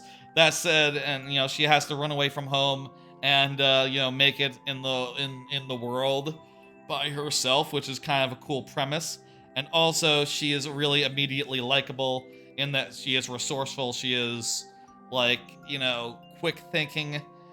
As she like makes her way through the world and like struggles to get together everything she needs and just like escape her situation. It's really compelling. She has like a bunch of shit with her. She has like a bunch of bags of holding, and it's just a ridiculous image to see this little girl with like 4 like little tote bags around her like shoulders, you know, which are bags of holding, so they contain like practically infinite amounts of stuff, which is, this is good. Exclamation point list. Exclamation point list to do the list command. You do exclamation point list to do a list command. And then there was a slime. There was a slime later on that she met, and that seemed like an important part, the tamer part of the show. It hasn't quite explained the pick up trash part, but she seems like a sweet girl. She has like a previous life, so it's sort of an isekai, except that she is a character in her own right. Her past life only like communicates with her through like little bursts of inspiration, and it's almost like another character in the world, you know, just like she gets to respond to like, oh, well, my other self, my previous life says she is helpful sometimes, so, you know, I guess. It's a really unique way to do an isekai, actually, where it's almost barely an isekai, and the main character is strong in her own right, even before you consider that she has another life to draw, like, you you know, draw inspiration from, draw resourcefulness from. It's compelling. I think it's definitely one of the top things I've seen this season. And it is very simple. It's slow paced, but it is also just like very, very sweet. Very, very like, she's like instantly lovable, the main character. And it's great to see her like escaping and managing and ooh. I don't see Daniel, so I'm going to go ahead and do the sudden death situation. Let's do Skyway light platforming. Has a pretty high clear rate, so our chances aren't bad, I would say. Let's do it. Daniel, feel free to speak up if you want your, if you want, like, the full 15, you know? That's how we do things around here. But, preferably before I'm done with this. I feel like there's a checkpoint after that pipe, so if we're able to get through this on this try, we would refresh our tries, but that didn't happen. Right then, Daniel, if you're here, I would love to give that a couple more tries. I'll give it 15 minutes worth of tries, but if you're not here, I cannot do that. I'm gonna pull the next card, and I'll say, My Mario May Eat You has already spoke up relatively recently, so I know My Mario is here, so we might go on to My Mario if I do this card, and Daniel is not here. I watched the first episode of Snack Boo. Basu. Am I good at Kaizo levels? You mean Kaizo levels? I can manage a light Kaizo on occasion. Kaizo's like shell jumps, like pretty shaky, but I can try it. Feel free to submit whatever you like, whatever you got. I watched the first episode of Snack Basu. I'll say this is another one of those cases where I watched literally 4 minutes and I said, oh, this is kind of bad, and I stopped watching. Basic premise seems to be it's a sort of show set in those little snack bars that exist in like a Dragon games. You know those where it's like a tiny little bar? I am reading the YouTube chat, that's right. I am. I got both chats up. Don't worry. That's what I was saying. I am keeping an eye out on YouTube chat as well. Speedrunner Mario, yes. Yeah, there's a lot of levels in queue, Abamast. Don't worry, we'll be getting to the lightning round pretty soon here, as of like 8:15, and that'll make the queue really move. Honestly, we had just as many levels as this last week, and we ran out of levels by the end of the stream. We were, repeating viewers multiple times by the end, so don't fear. Don't fear. Snack Basu did not seem very good. Setting is alright, but all the characters are like charmless. It's not very funny, and they're like bad characters, not very good characters. A lot of them, and just a very easy show to go like, okay, it's bad, and move on.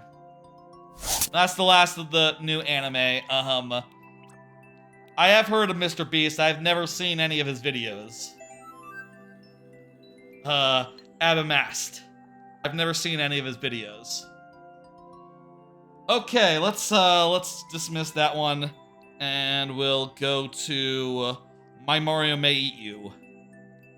Again, the way that it works is if you're here when your level comes up, we get the full time of day, plus 5 last tries if that's not enough.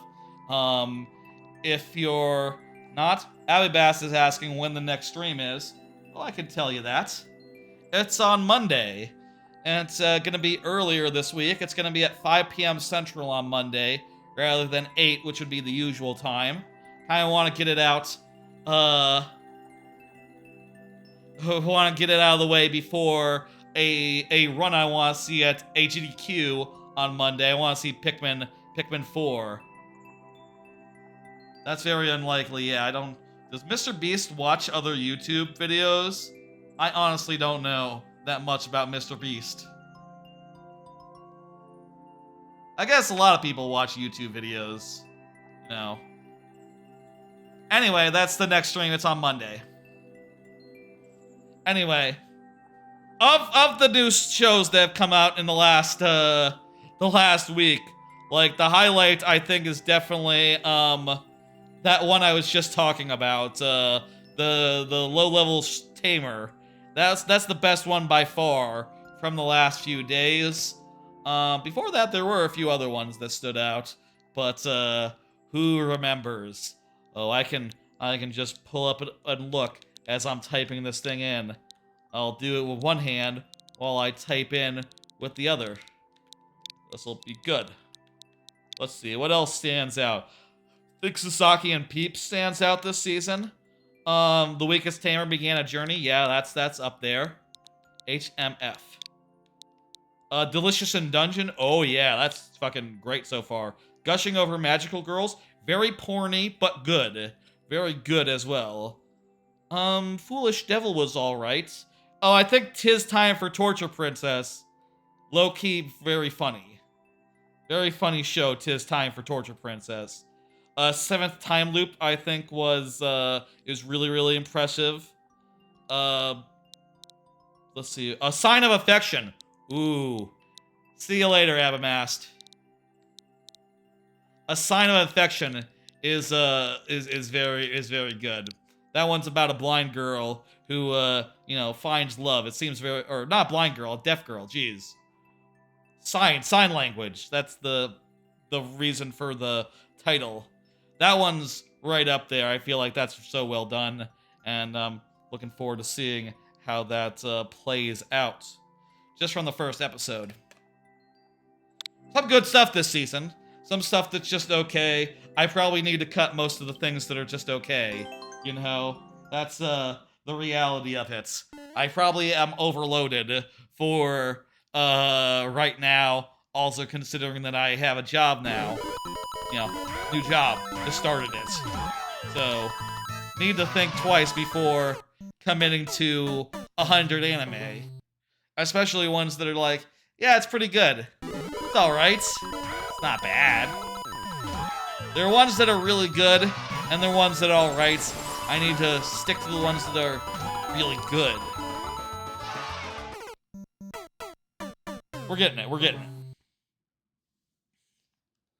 Seems like a fun little, light Kaizo level.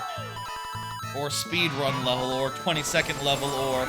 I actually didn't check what the world record is, if it's 20 seconds or not. But a perfectly good one of those. Nice! That felt really good.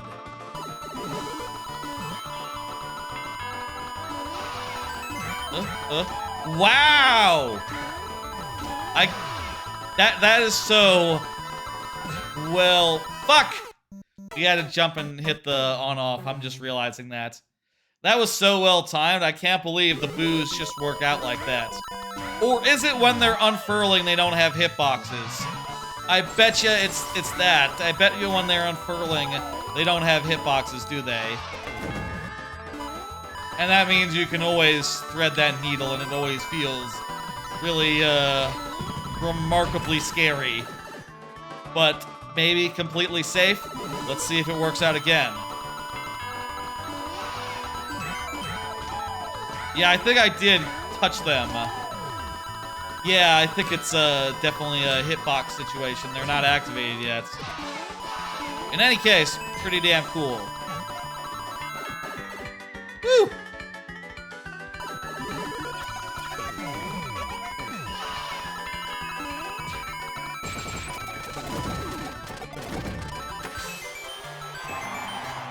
Have you ever played I Wanna Be the Guy? I don't think I've ever played that game. I've heard about it. Jeez, I can't remember what it's even like off the top of the head. Thank you for the level. We still have time before I said when the lightning round will be, so I'm gonna just Just get that title down, hit complete, and we'll go to the next level. After 8:15, 5 minutes from now, we'll do this. The next level says it's me, but it's actually the Japanese user who I had to get their level entered because of a bug. I'll say like we had to do this only because it's the bug. I'm gonna give you a full time a day, Japanese person, on account of it really should the bot shouldn't fuck you over like this. This is messed up. Also, I don't know how to thoroughly let the Japanese fella, was it Supa Hey or something? I don't know how to necessarily call them out and make sure that they are ready to go.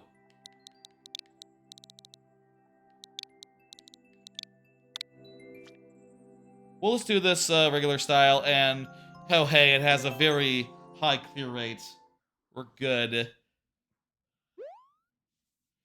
Fantastic. Ooh. Oh, it's just a music level.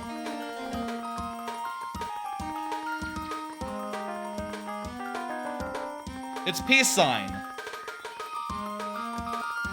I think we might have seen this one before. I definitely remember a peace sign level. It's a really good song. How do people make these music levels? I don't know the specific technique, but it's good. Oh, the title is Peace Sign in Japanese, by the way, but it says I haven't played it before, so I was able to leave a like. So, hey, thank you for the level. End the timer and hit complete. Bingo is up next, and hey, Bingo is here. And hey, we're still not in the lightning round yet. It's still not quite 8:15, so shit. We got a full bingo level here. This will probably take us to the lightning round on account of bingo's levels tend to be a bit on the hard side. What is the lightning round, speedrunner Mario asked? I'm glad you asked. The lightning round is a time of the stream where, you know how we've done it up to this point where when the timer runs out, we go into last tries? No, you don't, because we haven't actually gone into last tries this whole time. You know how sudden death works. It's similar to that insofar as once the lightning round starts, we will have 5 tries to beat each level that comes our way. 7 for Twitch subs and also for the first level of the night. So that'll be fun. These are both really hard, huh? So, if you've been patiently waiting and there's a lot of levels in queue, don't worry. We'll start moving through them at a pace, god damn it. This is a good level that we got it outside the lightning round. Last week we had to try this during the lightning round and it that's hard. Okay, let's do it. Hey, how about another card? I'll talk about what's on the card. I'll also say one couple last bits of anime stuff. You're gonna lose all your life instantly. Dang, that's depressing, but it is what it is. The lightning round has to start sometime. I'll say you can always come towards the start of the stream, and in the first, if you're early in the queue, early to get a level in around like 6 p.m. Central Time. Usually you can get like 1 or 2 levels in before the lightning round starts. So keep that in mind going forward. If you have levels that are like, lightning round awkward for. Also, I'll say even if I cannot beat one during the lightning round, you can always resubmit. You can do so multiple times during the lightning round, even during the same stream. It is all fine. I dropped Ishura. I started watching the second episode of that earlier this week. And I said like, oh, actually, I did feel like they were starting to set up some interesting stuff, but now I'm realizing that all the cool characters that they rattled off are written by the same people who wrote the first episode, so they really can't be that cool, you know. They can't be as cool as maybe I was thinking, so I ended up just dropping it immediately and, moving on. Again, I think that's a Wednesday show, and Wednesday was quite busy, so it was an easy one to cut. I'll also say, as far as like one other anime thing goes, I have been rewatching Farming Life in Another World. Lovely show from last year. Was sort of in the mood for that, for Farming Life in Another World. And I have been rewatching it, and it is just as lovely as I remembered. It's nice. It's sort of a slow burn, sort of like a Stardew Valley situation, where the main character is like building up his farm bit by bit, as well as like welcoming various other characters onto the farm. You know, to the point where it sort of morphs into more of a fully formed like township, which is really nice to see play out. You know, I'd say that's a spoiler, except that the first episode starts with a flash forward to show you, like, don't worry. For the first episode or two, it's just gonna be him and his plow. But, like, look, in 10 episodes, there's gonna be, like, dozens of characters running around here. Don't worry. Which is a little weird to set up at first, but, hey, you know, I guess maybe they wanted to just make people who see, like, a solo guy just like solo farming and just say like, okay, well, listen. In time, characters will be introduced. I don't know if really that's necessarily, considering that the OP, the opening, has like a bunch of characters in it. But go figure, whatever. Anyway, it is a quite good delight. It is delightful, it is charming, it is very, very pleasant. I would recommend A Farming Life in Another World if you're looking for like a isekai that's about the simple pleasures of you know, farm life, you know? Building a farm. I call it, you know, I sometimes have called it Stardew Isekai in passing, and I think that is very much the vibe, you know? It's very much an isekai that's just focused on getting some fucking crops and setting up like a little orchard for where the trees go, where the fruit trees will go. And let me manage let me put together like a little area for my friendly spiders who sew the clothes.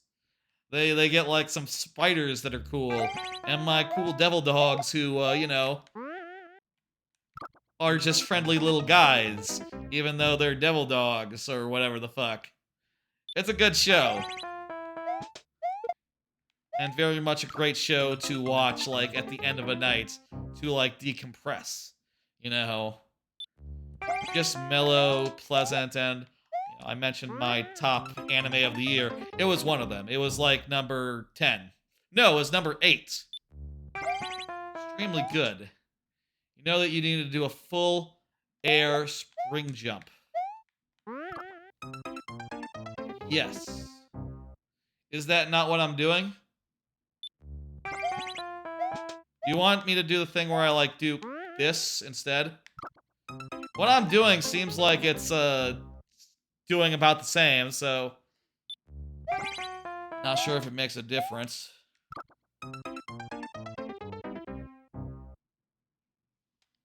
Easy to do a spring drop in Night Ship. I mean, clearly by the fact that I did it first try. You know, at a 1 out of 3 success rate, but still, first try was the success.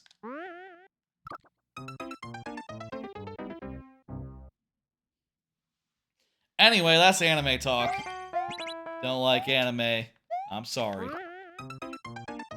It's just, I watch a lot of it, and I want to speak to it.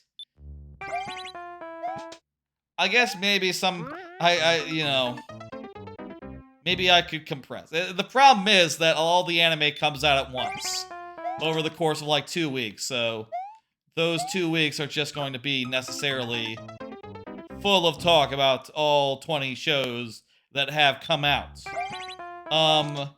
There's just 2 shows left to come out this season, so, you know, you don't have to worry about much more of that.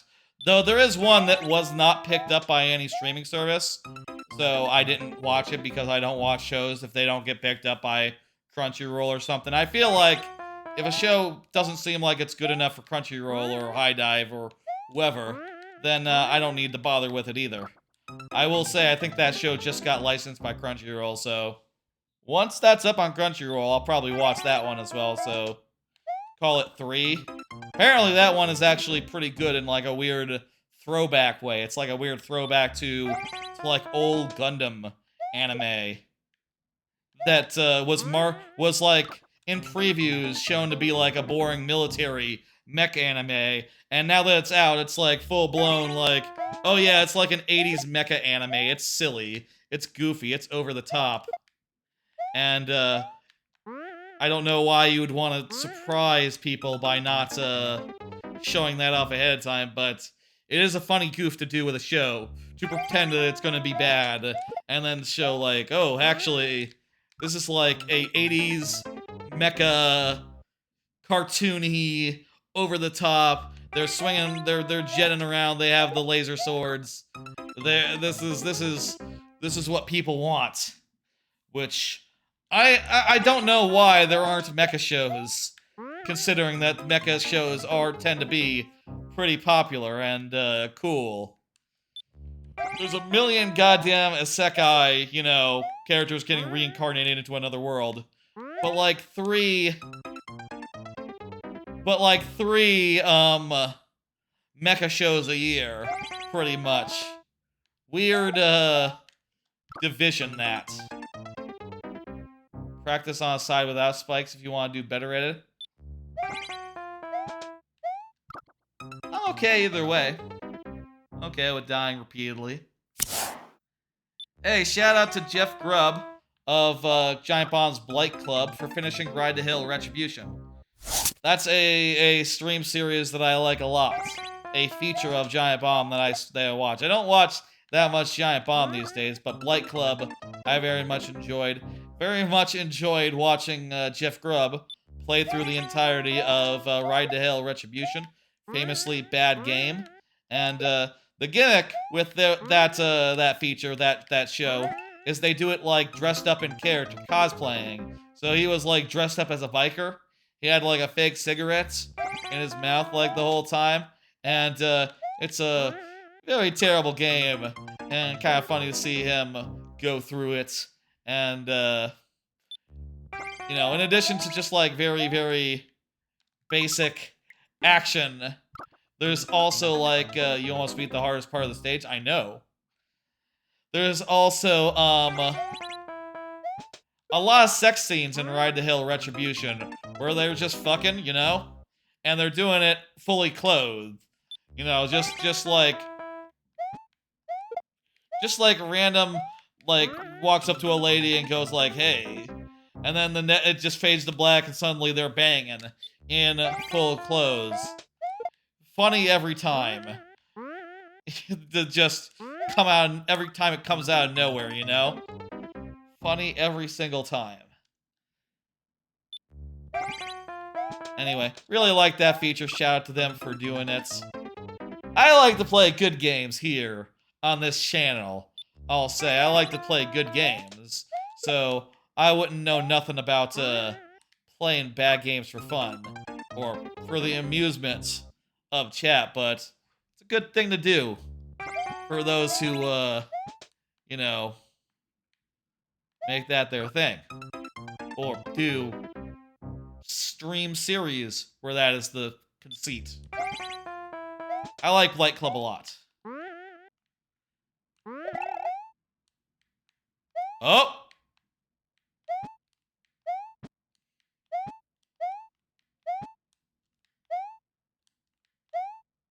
I don't think I can get it from here.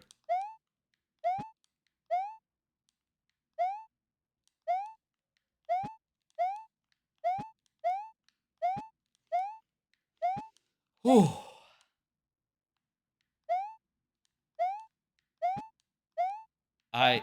what?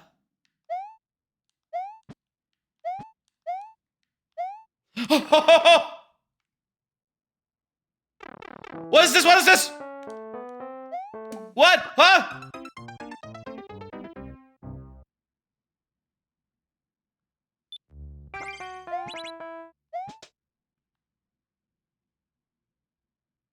Do we need the spring?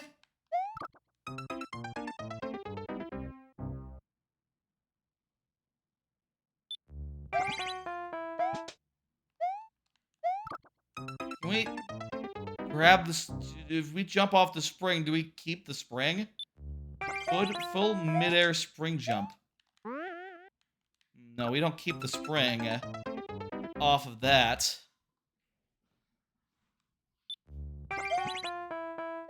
What the hell do we do in that room?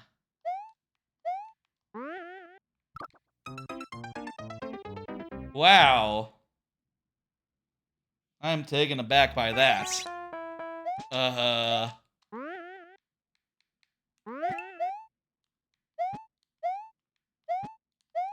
We made it again.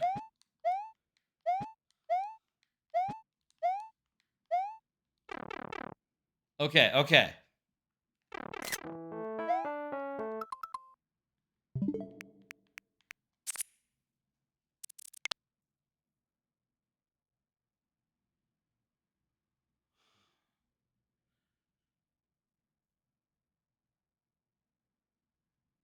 I don't get it.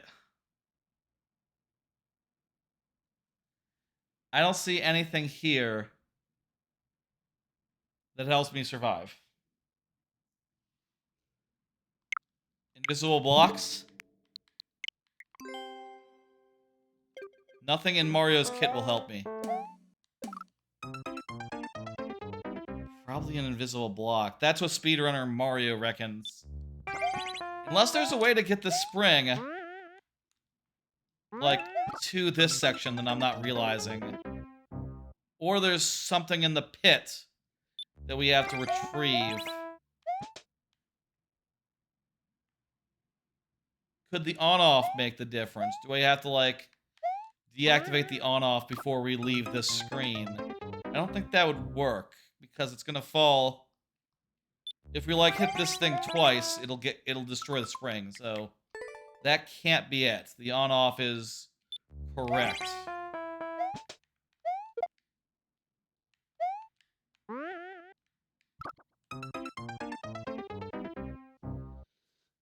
Timer's almost up, so that's fun.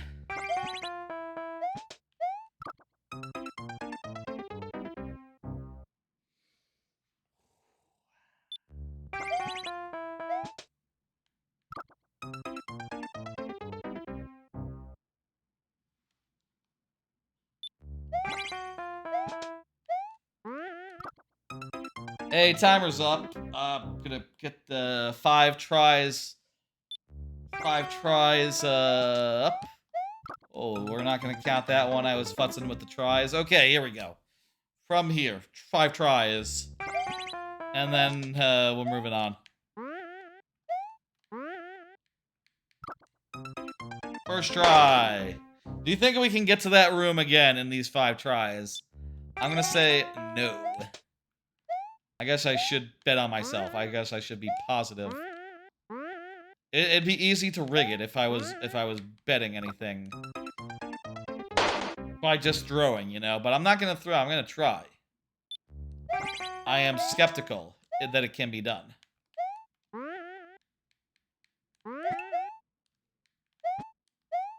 That was,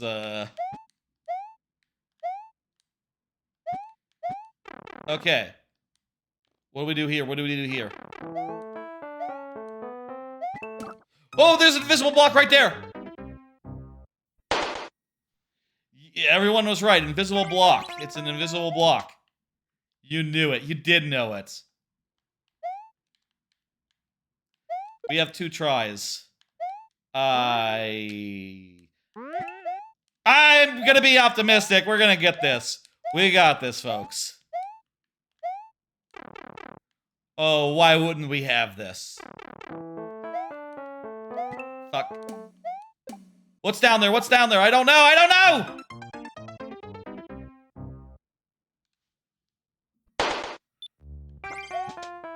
Ah, okay. Thank you for the level. We got farther than we ever did before. We are approaching the point where we understand enough to finish it. But it will not be right now. Thank you for the level, Bingo. Next up will be Senelin. Go ahead and confirm Senelin. Ooh. Go ahead and confirm Senelin. Senelin says hi. Perfect. Folks, do you know what it is time for? That's right. It is time for the lightning round. I believe that is the case. Yeah, speedrunner, you are up next. It is time for the lightning round. During the lightning round, I will have 5 tries to beat each level that comes my way. 5 tries, refreshing at checkpoints, and 7 for subs, and for the first level of the night. Twitch subs, you know, money.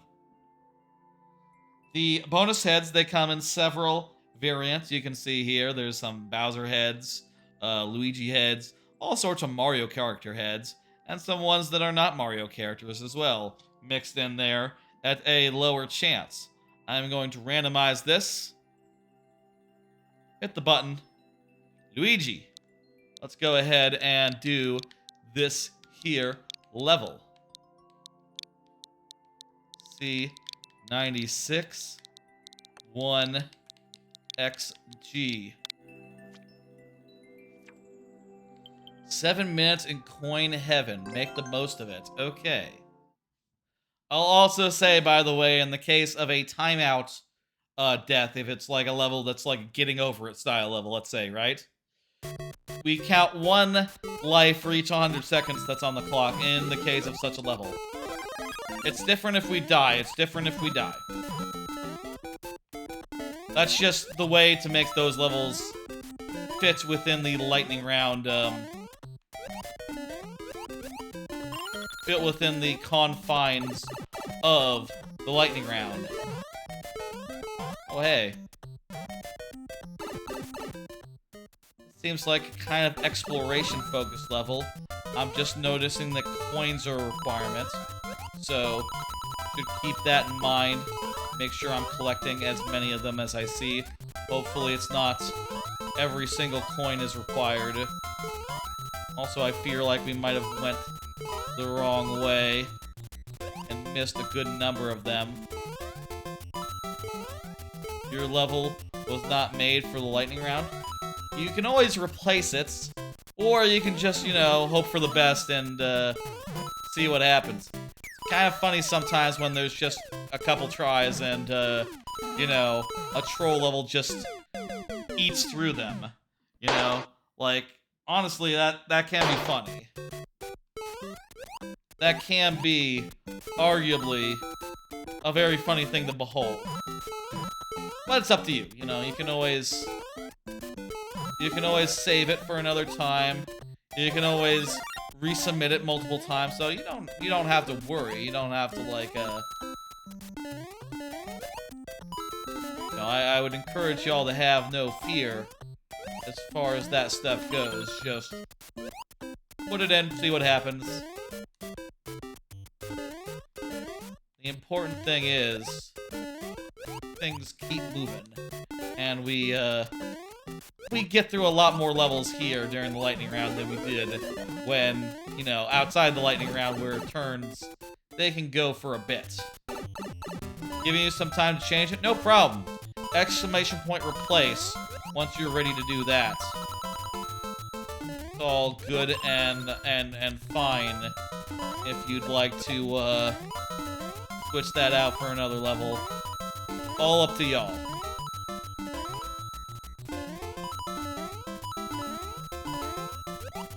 Put the code after the replace command. Yeah, put the code after the replace command, and that'll do it. I should be more clear. level's coming up, Joshua Bailey.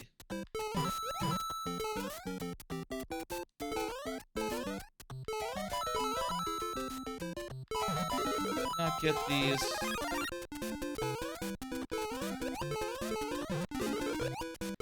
Points before.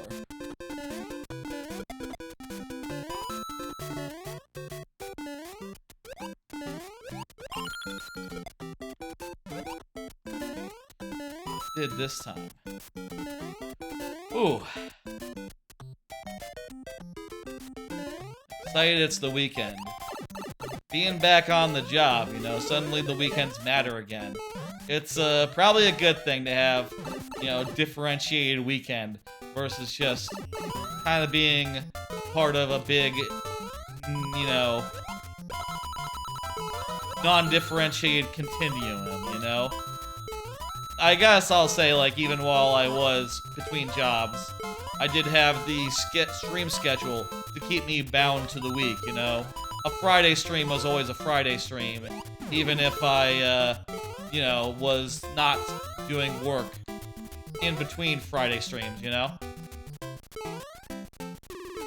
Skip Q.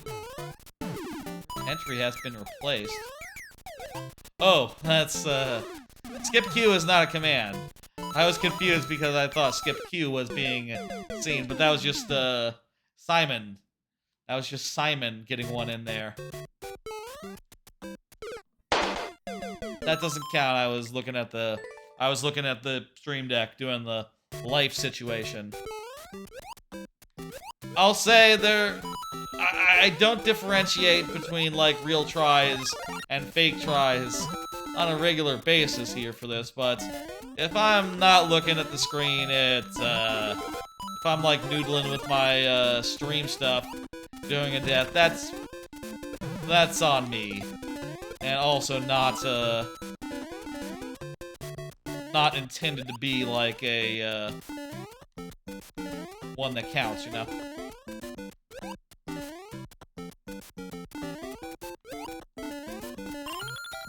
There we go.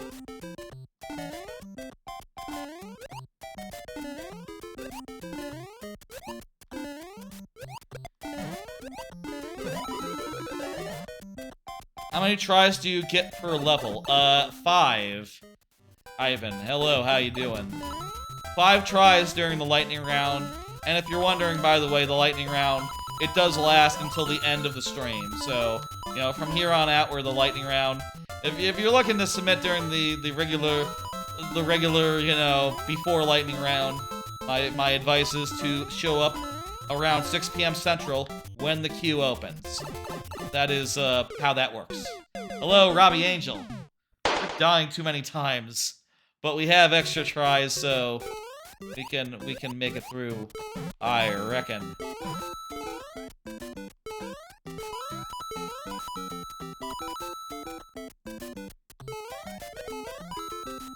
It's 7 for Twitch subscribers, which is basically the equivalent of a, you know, it's a money thing. It's like a YouTube membership, which I don't have access to because I do not have enough people.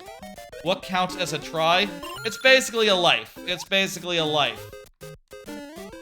Did I not? There are some tries where if I'm looking at the stream deck and toggling a thing, if did I forget to do one last time?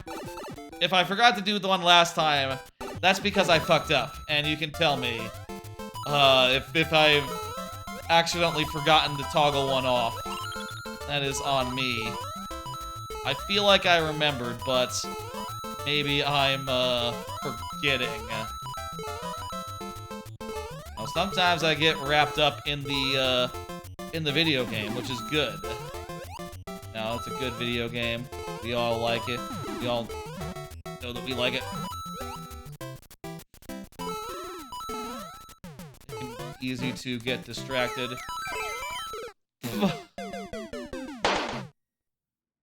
See, that one counted. See? See? Definitely counting. Definitely counting.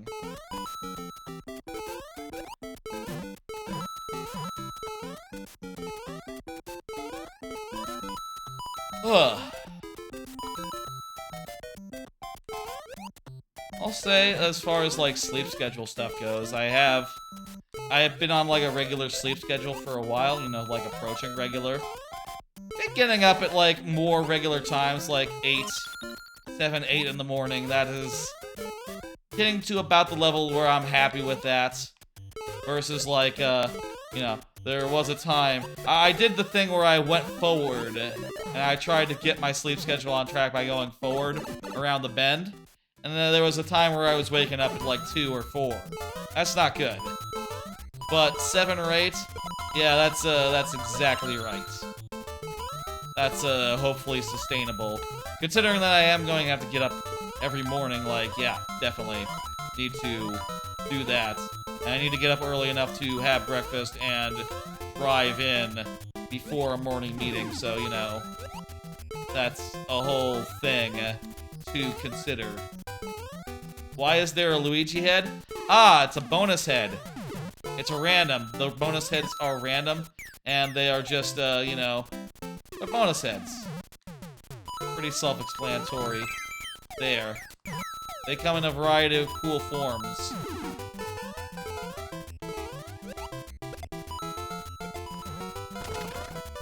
And they are for the first level of the night and also Twitch subscribers. Oh, crap!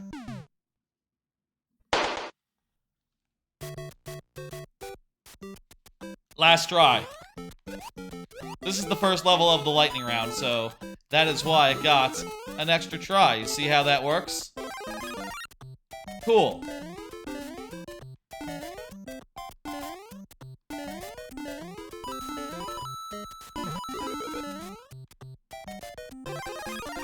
Where's my shoe? There's my shoe. You need to get good? That is excellent advice. Yes, I agree. Well, I don't know I need to get good. It would just be better for the success rate of the stream as far as levels go. And I do think it's fun when I am invested. I am, you know, doing good clearing. Good clearing? What the hell does that mean? When I am clearing levels.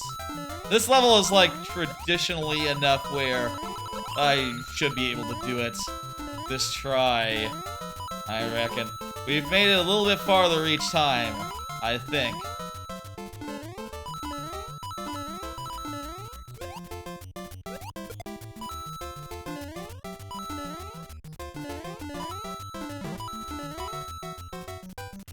Fall here, and then we'll get the final coins, like, literally anywhere.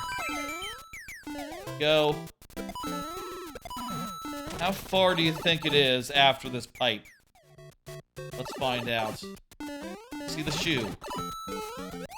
Get that shoe. Good power up. I could get a 10. There's a lot of coins. Wait a minute, we're going into another subworld area? Okay. Well. Wait, what? Get out of here, shoe. Or get out, what? Huh? Okay. What the hell? Oh, I see. We go through here.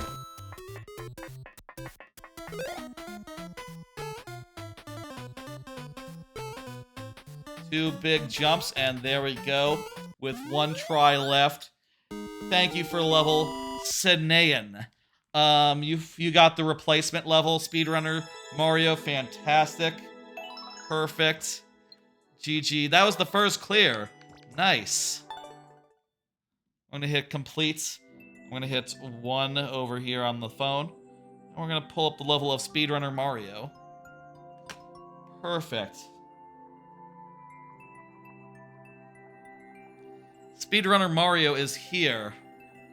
First clear since some edits, at least. Gotcha, gotcha. Speedrunner Mario is here. I'm gonna do a card while I enter in this code. Been playing Marvel Snap. Just got Stegron, who was recently added to, like, Pool 3. You know, they did a series drop. So that card became a lot easier to get. It's okay. That new card that, you know, just became a lot more accessible. I'll say I've been playing basically the same deck I was playing last time I talked about Marvel Snap, which was this Sauron deck. I have made some tweaks with it. I slotted in Enchantress for maybe like a surprise Enchantress play or to deactivate my own dudes. I've been unsure about some of the other slots in there. The auto generator suggested Lizard randomly, and I think that's actually a pretty good fit considering that Lizard loses its drawback due to Sauron. So, you know, sort of like a worse version of the one drop Ebony Maw. Once that happens, like obviously it's not as powerful, but big body, somewhat big body nonetheless, which is pretty good. I also have been playing this like deck that has Stegron in it. Sort of just a random Kingpin deck, which works okay. I'll say I haven't been climbing very well this season. I'm still in the 80s, up, you know, starting from 73. So I got a ways to go until I hit Infinite this season, which I hope to. What's going on here? Mario Nightmare. Well, this doesn't seem so bad. I don't want to become small to get under this gap. I'd rather just slide under. Ah! Got a fireball in my asshole. What is this?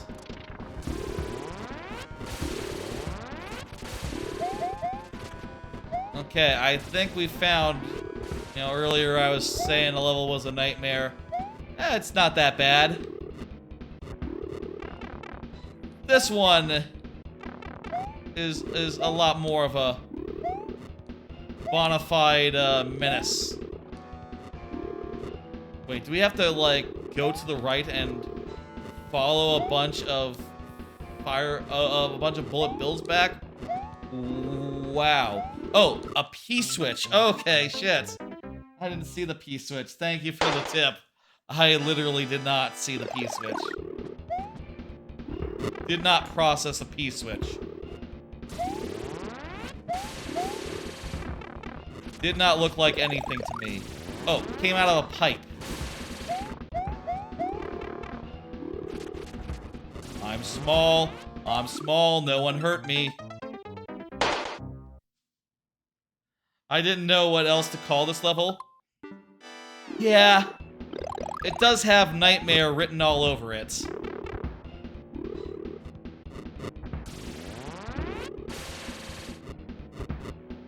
I think you nailed it. Also, Mario. Mario is a big part of the level. That goes without saying.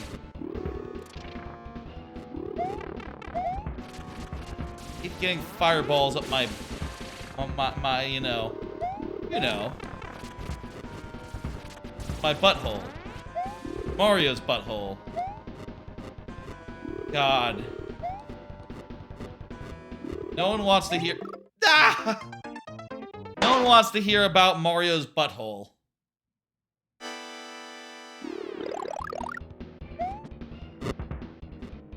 Don't picture it. Stop it. Do not do this thing. I beg of you. We all need to stop and think. And definitely do not picture Mario's butthole. There's probably some, like, Japanese comic that exists wherein you see Mario's butthole, isn't it? I know there's a comic where you see Mario's wiener, so that wouldn't be too out of line, actually. I think we did it. That wouldn't be so unusual. Whew. We've already seen Mario's ding-dong. His asshole, like, you know, wouldn't be too weird, comparatively. Don't picture it! Thank you for the level. That was quite good. I see a channel point redemption to switch to Luigi. I will absolutely do that thing. CMOS is up. Has it been... Wow, CMOS is up. I feel like it wasn't that long ago that... Was CMOS that... You know, I see CMOS in the YouTube chat. Is good for it. Fantastic. Here is Luigi. We're all gonna stop thinking about Mario now. I guess people don't think about assholes so much as they think about cheeks. You know, like, I guess what is there to think about an asshole? You've seen one asshole, you kind of seen every other asshole. You know, like, I guess the color? Moving on!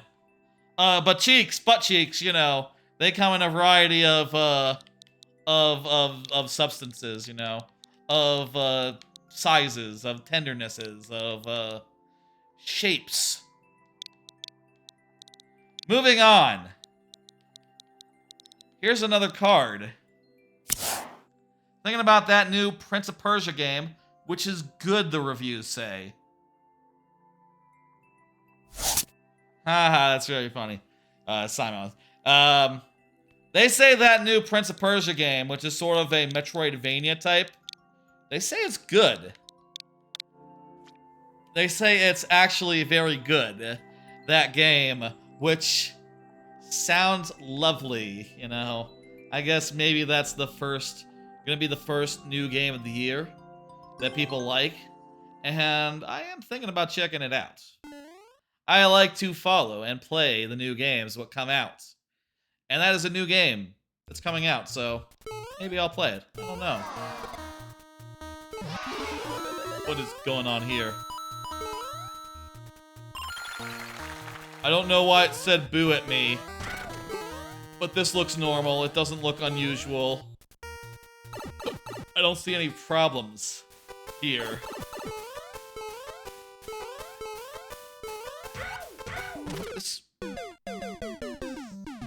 This is like the same environment, right?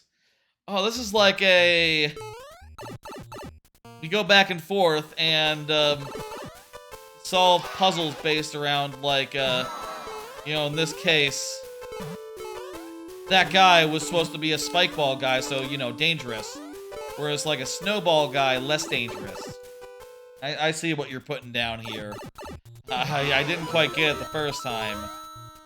But now, it is clear. Oh, and that guy, he turns from a skeleton to a real flesh and... God damn it. Hey, do you think we can just gun it? I feel like we could gun it every time. Yeah. This will save us some time. On the first switchover.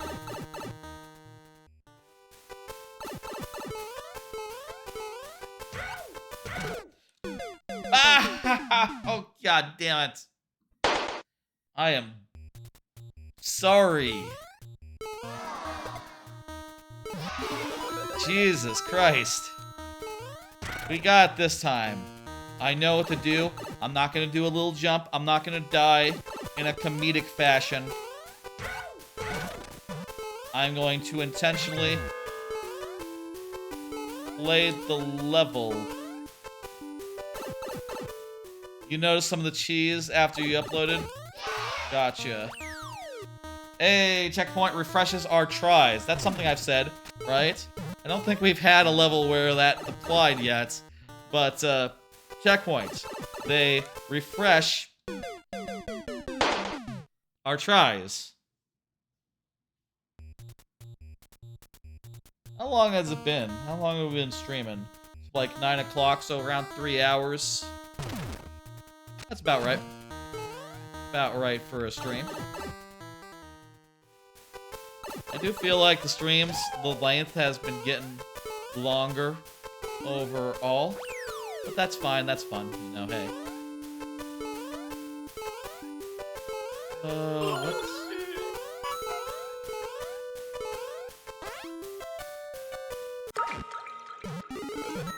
Oh, I go through here, there's a pipe, perfect. This will be where the ending is. Very cool. little level there. I like the high concept nature of it. It kind of reminds me pretty explicitly of like Kirby Superstar Saga. That's not what it is. Kirby Ultra Superstar, right? With like the time, I forget if it was just one level, but there's like a level where you're switching. There's like a Kirby thing where you're switching between all the seasons, and it's like that, sort of. You know, you get it. You get it. Complete.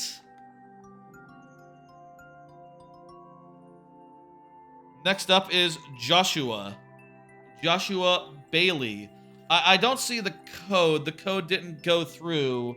Can you just pop that code into chat for me, please? Joshua's on the YouTube side. Can you pop that code into chat for me? Thank you, thank you. If not, I can try scrolling up, but you'll have to give me a minute to do so. I'd appreciate if you could just go ahead and do that.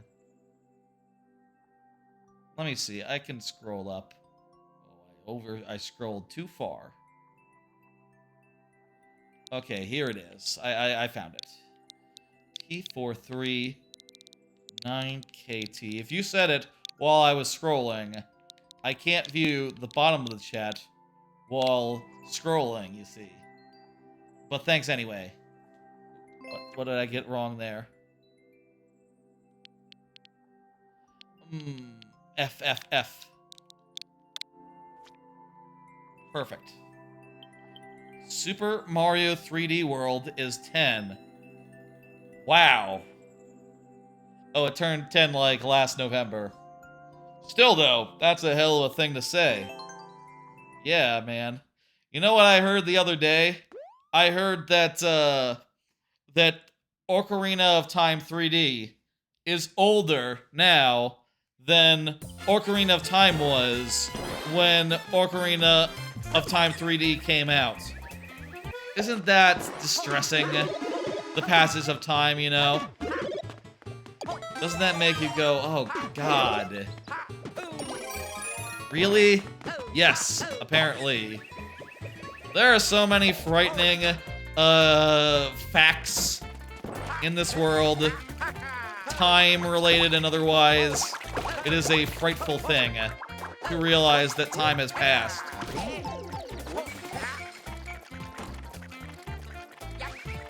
Deeply concerning, you know, the passage of time.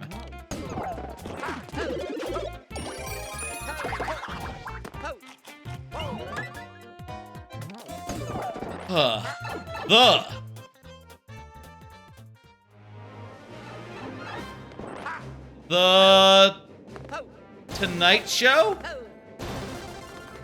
The Tonight, okay. We need to stop and not go.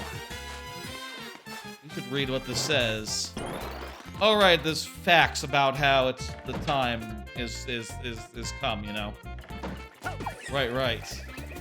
3D World is 10. I didn't do a card before starting this level. How about one of them? How do y'all feel about that? Let's do it. Feel like it might be fun again to revisit New Vegas. Fallout New Vegas. Been thinking about that since I watched a video about it by H Bomber Guy. I watched his old video explaining why he likes it so damn much, and kind of a compelling argument, and makes me go like, god damn, I think I might have underappreciated it. Only played it once and never went back to it. Unlike the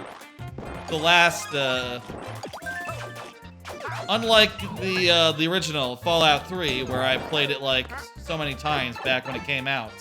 You know, New Vegas I only played once. I could really go for that again. I have thought like, maybe like over the weekend, maybe I'll pull it up and noodle around with it. I guess the question is like, you know, there's kind of a lot of other games coming out all the time. and also is now really the time to noodle around with a open world game as soon as my time gets really constrained by having, you know, a job again. That said, I don't know. It's not like I have that much need for podcast games anymore, since I'll, you know, have a commute and all that. Podcast games, they're kind of great when you don't have a commute anymore, and you can, you know, all the time you spend on podcasts is like struggling to find the right time for listening of it. Whereas like when you do have a commute, there's tons of time to listen to podcasts, and, you know, maybe you're not so much wanting to just replay a random randomizer or something with your gaming time just to get in some time. Anyway, that's something I've been thinking about. It does sound like maybe it might be secretly, I say secretly, a lot of people believe this. It might be actually the best one of those. The best one of those open world RPGs of a Bethesda style. It's certainly one of the only ones where you can literally kill anyone and the story gets along just fine. You know, a lot of those other games, they really don't like it when you kill characters, you know. They frown on that really hardcore, and I don't like that. I feel like if I want to kill someone, let's say they're a dick, let's say they're terrible, let's say I look at the situation and go like, well, obviously I'm gonna kill the big bad CEO man rather than take orders from him. If I say that, if that seems like a better solution to me than doing what they say and like going on their side quest or whatever, I think that should be good. And in fucking New Vegas, you could just kill Caesar's legions, like, you could just kill Caesar. You could just kill the main guy who leads the enemy, the main evil faction. Which, you know, it is worth noting, it's not just an evil faction. They actually have, like, a philosophy to them, and, like, they kind of come across as a genuine criticism of... They come across as, like, a genuine criticism of the other main faction in the game. You know, the New California Republic, which is fascinating. That said, they are, like... I almost wish they weren't, like, the worst people ever. You know, like, on paper, Caesar's Legion is really compelling. It's like, oh, they're not... They are authoritarian and really, like, bad people, but, you know, they do protect the wastelands. But also they do believe that women are less than men, which, you know, you see someone say that and you go like, okay, well, you know what? I don't think I can be friends with you, Caesar, man. Also, you guys are slavers? Yeah, you know, those two things I just can't get behind. If it was just like, no, we're an authoritarian dictatorship based around force and, you know, Roman Republic cosplay, like, yeah, I don't mind that part of their deal, but I don't know. I don't think I could ever do the other part. Originally, when I did New Vegas, I did the fourth faction. I did with Mr. Hello Bot. You know, that funny little bot that was your friend. That was my guy. I think it might be better to do Mr. House, though, on reflection. Because I don't know if the main character is going to be able to keep the waste, like, under control without Mr. House. You know, part of the reason why... Wait, what? Boom Boom? There was a Boom Boom?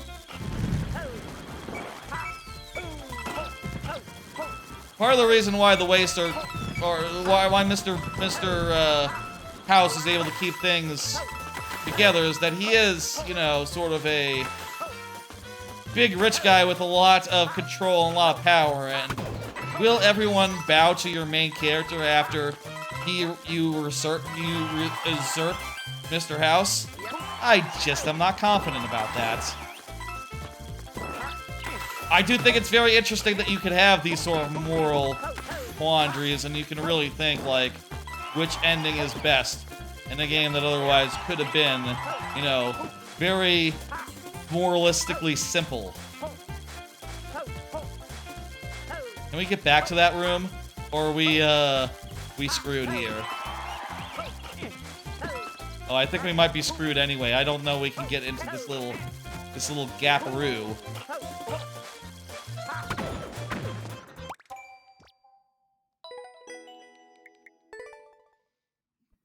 Last try. Anyway, thinking about going back to that. Honestly, I wouldn't mind doing, like...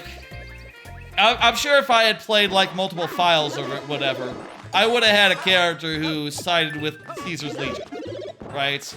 I would have had a character that's messed around with all that shit, because, you know, I did mess around with evil characters in Fallout 3, where the choice to be good or evil comes down to, well, do you want to set a nuke off and blow up an innocent town, or do you want to be nice and not do that?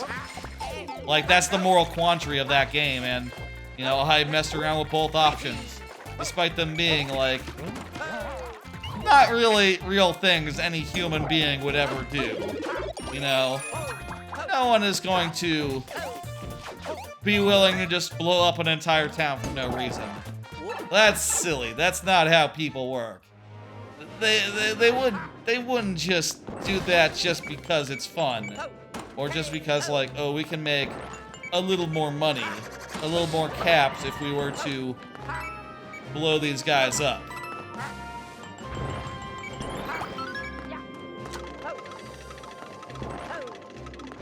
Anyway, that's a game I've been thinking about going back to. I watched a video today about, like, the, I watched a video recently, you know, I'll say. I watched a video about all the politics of the characters in that game and how they all work out and how they're very well considered.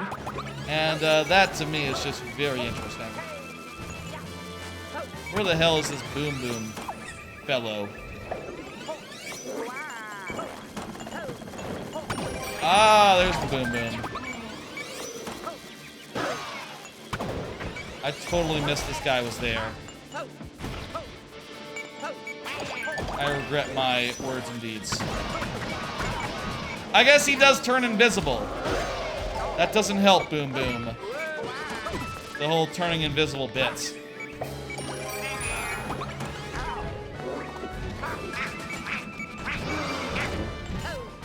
Hey, we got the Boom Boom. Now we just need to do the Bowser again.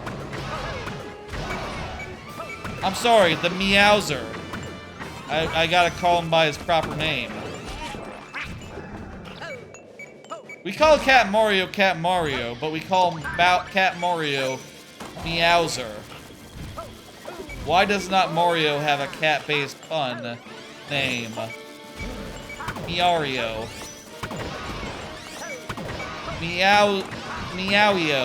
That doesn't work. The answer is, it doesn't sound good.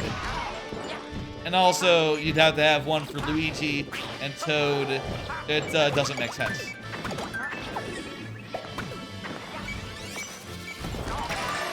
I'll say it's very rare to see a Meowser fight. So, it's nice, I'll say. I like to see it. And go like, oh wow, haven't seen one of those in a while.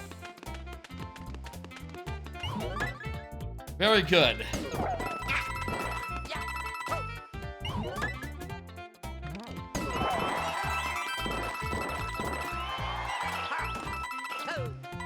I like your 10 that made out of the blinking blocks. That's cute. Good level, Joshua.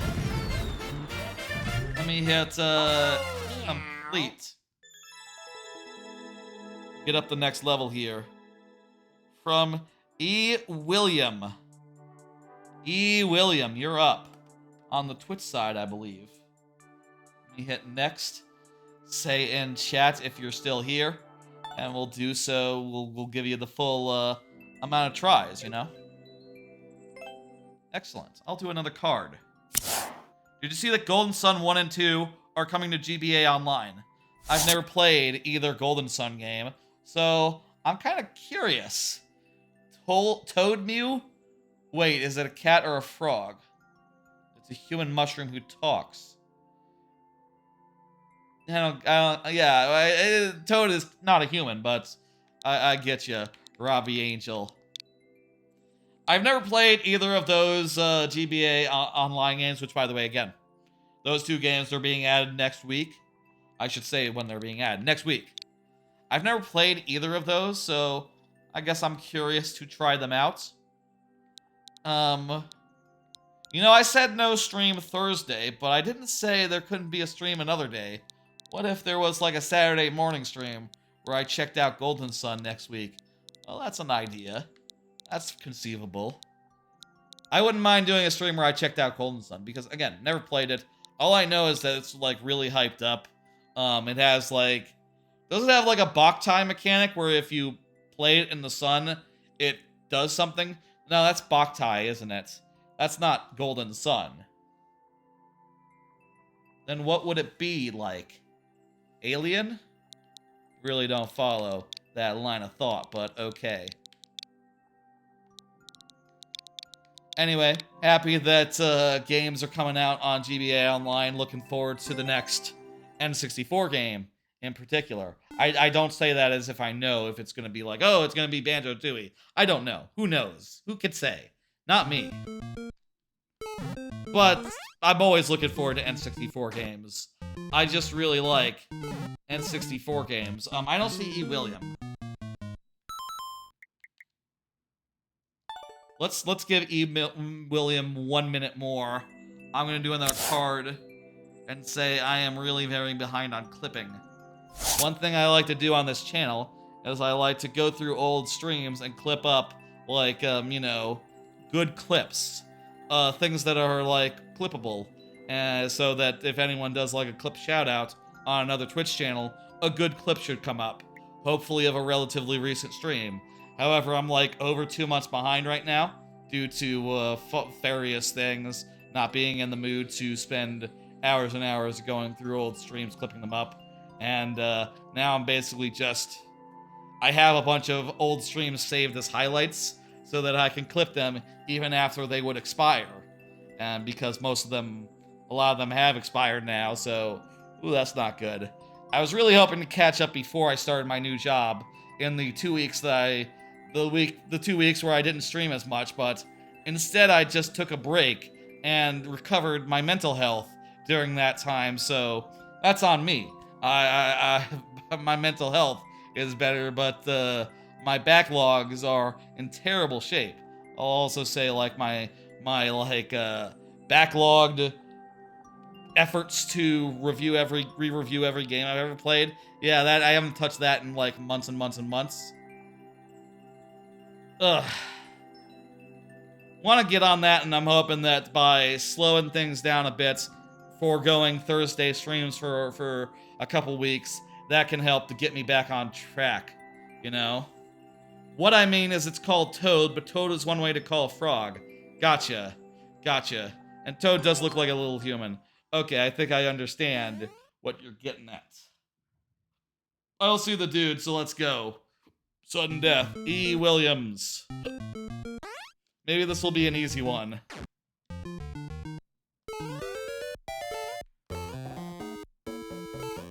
And it's funny because I've been behind for so long now.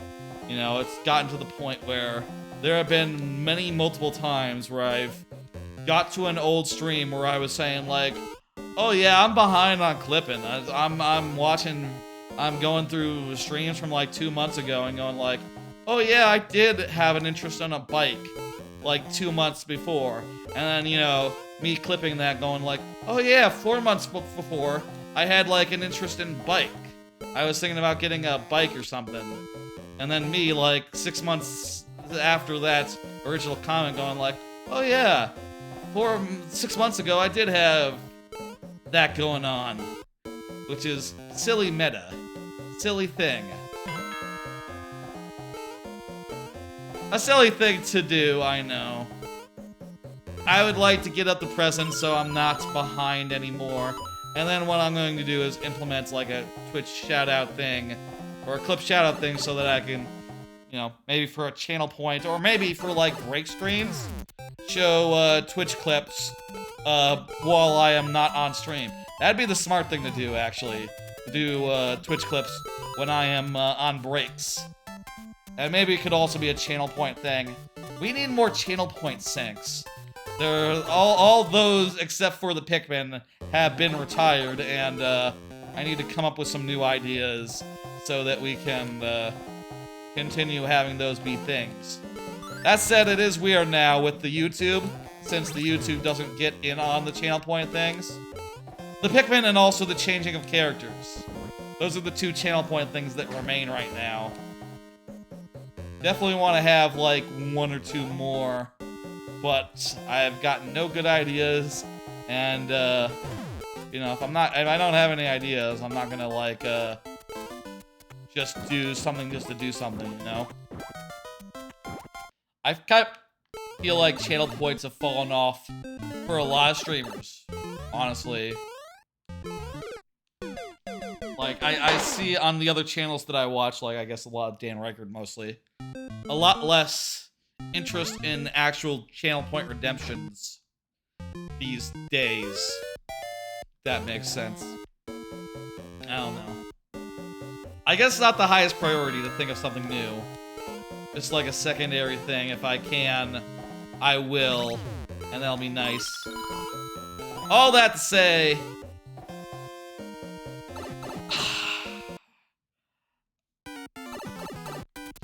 it's hard to find time to do things in this life. Especially things that take time and, you know, are ongoing efforts, you know? The secret is to not get behind in the first place. Then you don't have to, like, work extra hard to catch up, you know? You can just work to stay at a, where you are at, you know, the stay and date.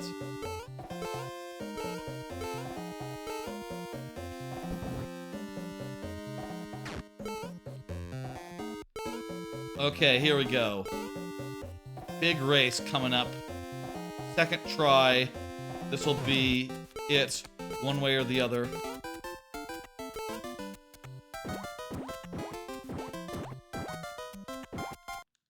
Ah!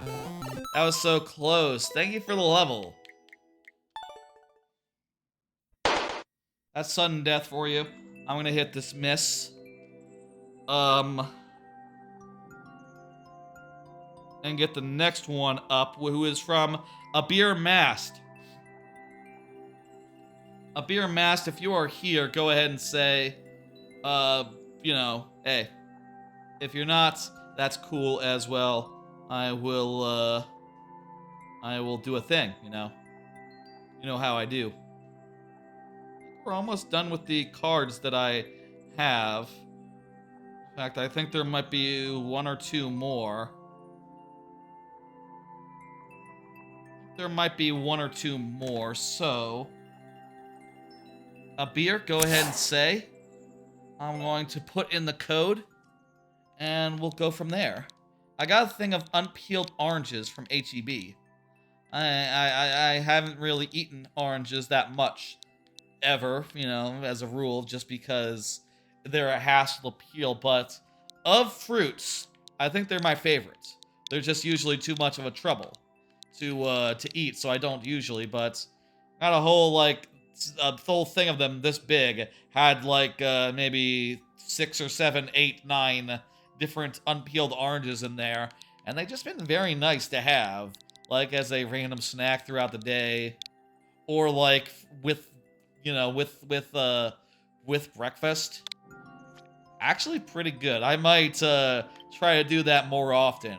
Get some unpeeled oranges from HEB, since they sell them that way, and, you know, have them as I fancy. That's pretty good. Outmast, I don't see ya. I'm gonna put you into sudden death. I'll say, by the way,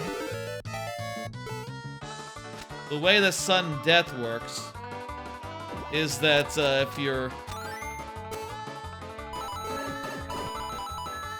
The way that sudden death works is if you speak up during sudden death, I will convert you over to lightning round. You know, converting over the number of lives you would have accordingly. I figured out what we're supposed to do here. Cool concept for a level. Yeah. Wish we had a couple more tries, but we don't. Unless, Avamast, you speak up. The next one up will be Ivan. So, Ivan, if you're here, do look to speak up anytime now. I'm gonna do one more card here. I am thinking about how I haven't found any time to walk in ages. That's another thing I'm really behind on. Exercise. Did not find much time to exercise the last few weeks, sadly, despite having all the time in the world. And I really probably should have done. I'm really behind on all that stuff.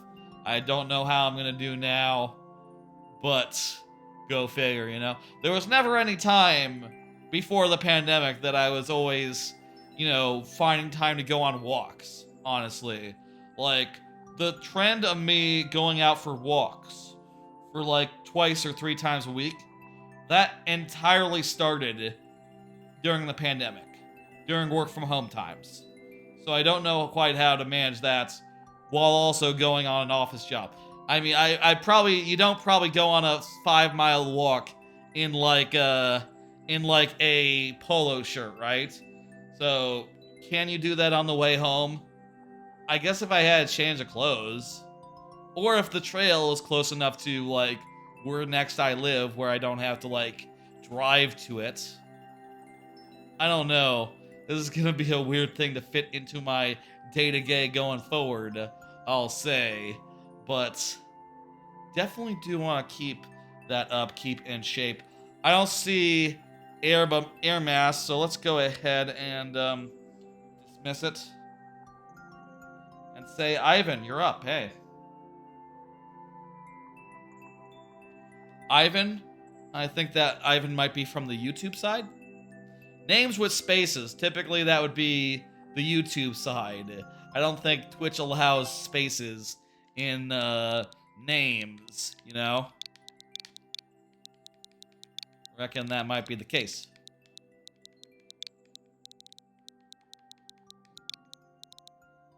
Anyway, I'll say I want to exercise, but also, and maybe like taking Thursday off from streaming will help with that, but I don't know that I will in the immediate future. Next week is AGDQ, and I think I'll want to watch a lot of AGDQ in the downtime. AGDQ will not help with the various backlogs that I am behind on, but, you know, there's more time to get back ahead on those in the weeks to come. Okay.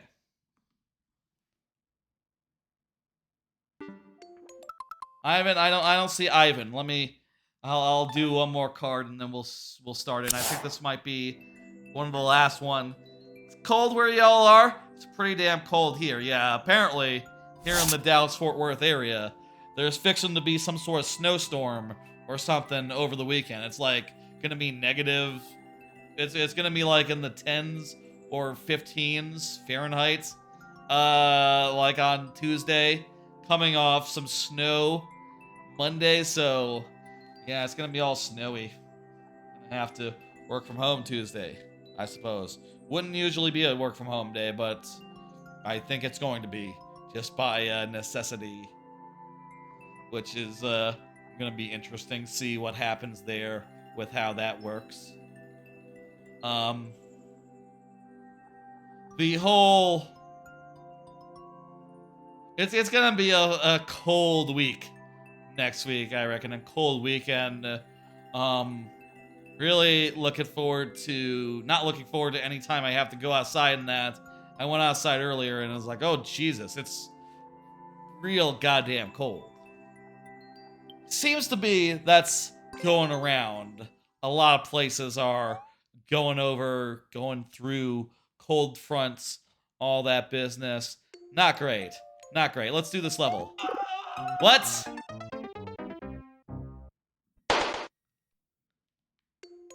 Okay, maybe take a running start.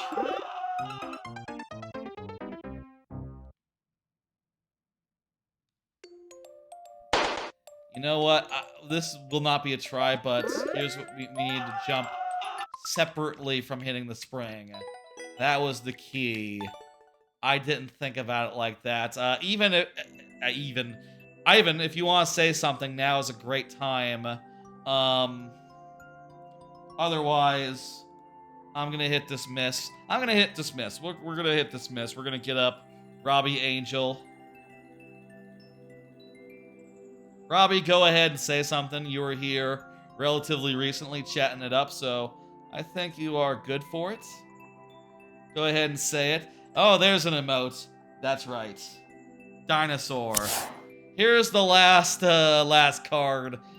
I'm still thinking about that laptop I mentioned up top. Let me just show the images of that. Go through the whole story.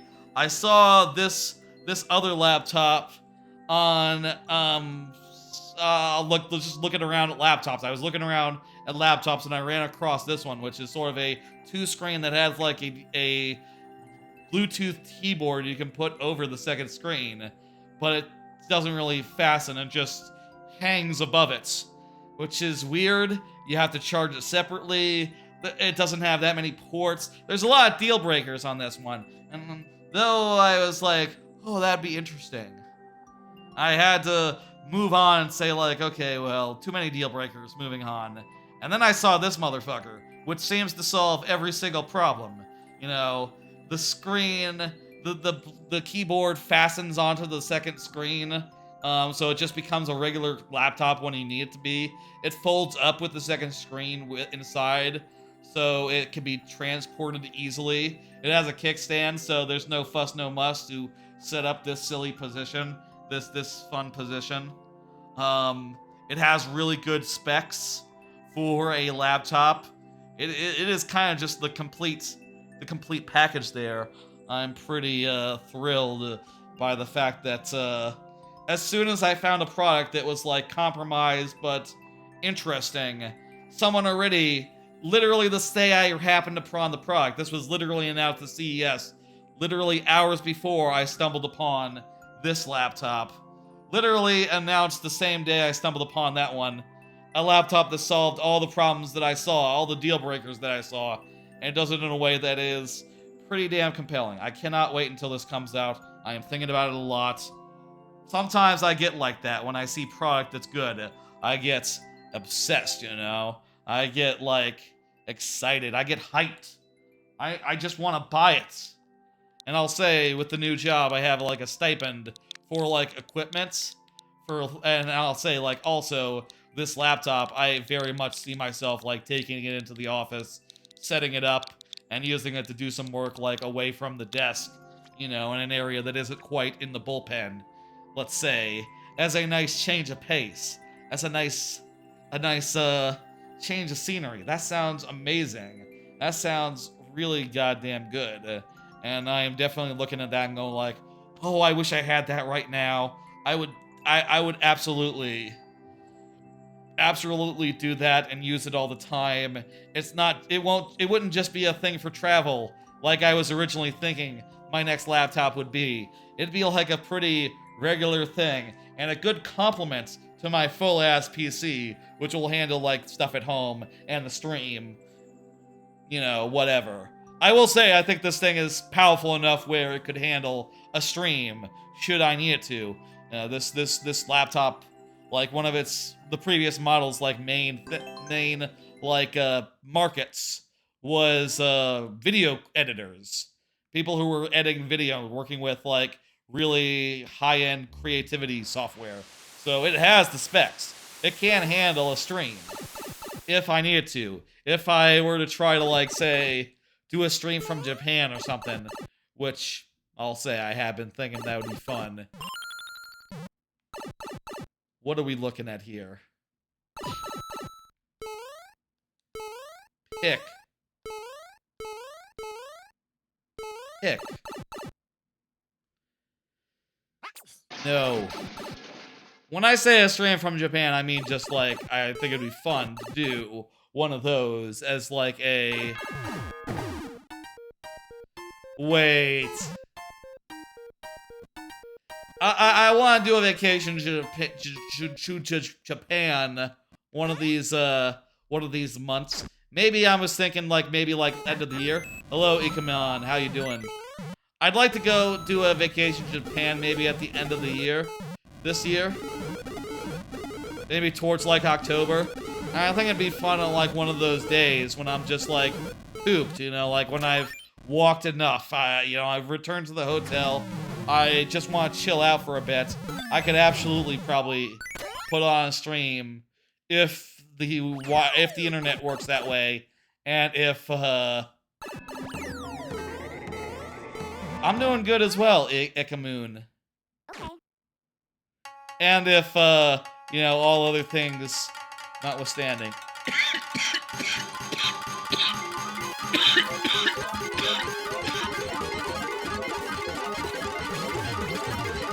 What the hell? I will say after this level, the queue will be closing. We will be going to last tries. That's just how I've been doing that, you know? With the queue closing right after I run out of cards. That just seems like the way to do.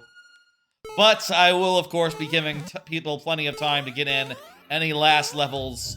I will go to last calls. It'll be a whole process, a whole to-do. You know, that's how we do it here on this channel. Okay, hell yeah. Hey, here's the end of the level. Thank you for the follow, Ekamoon. Fantastic. Complete.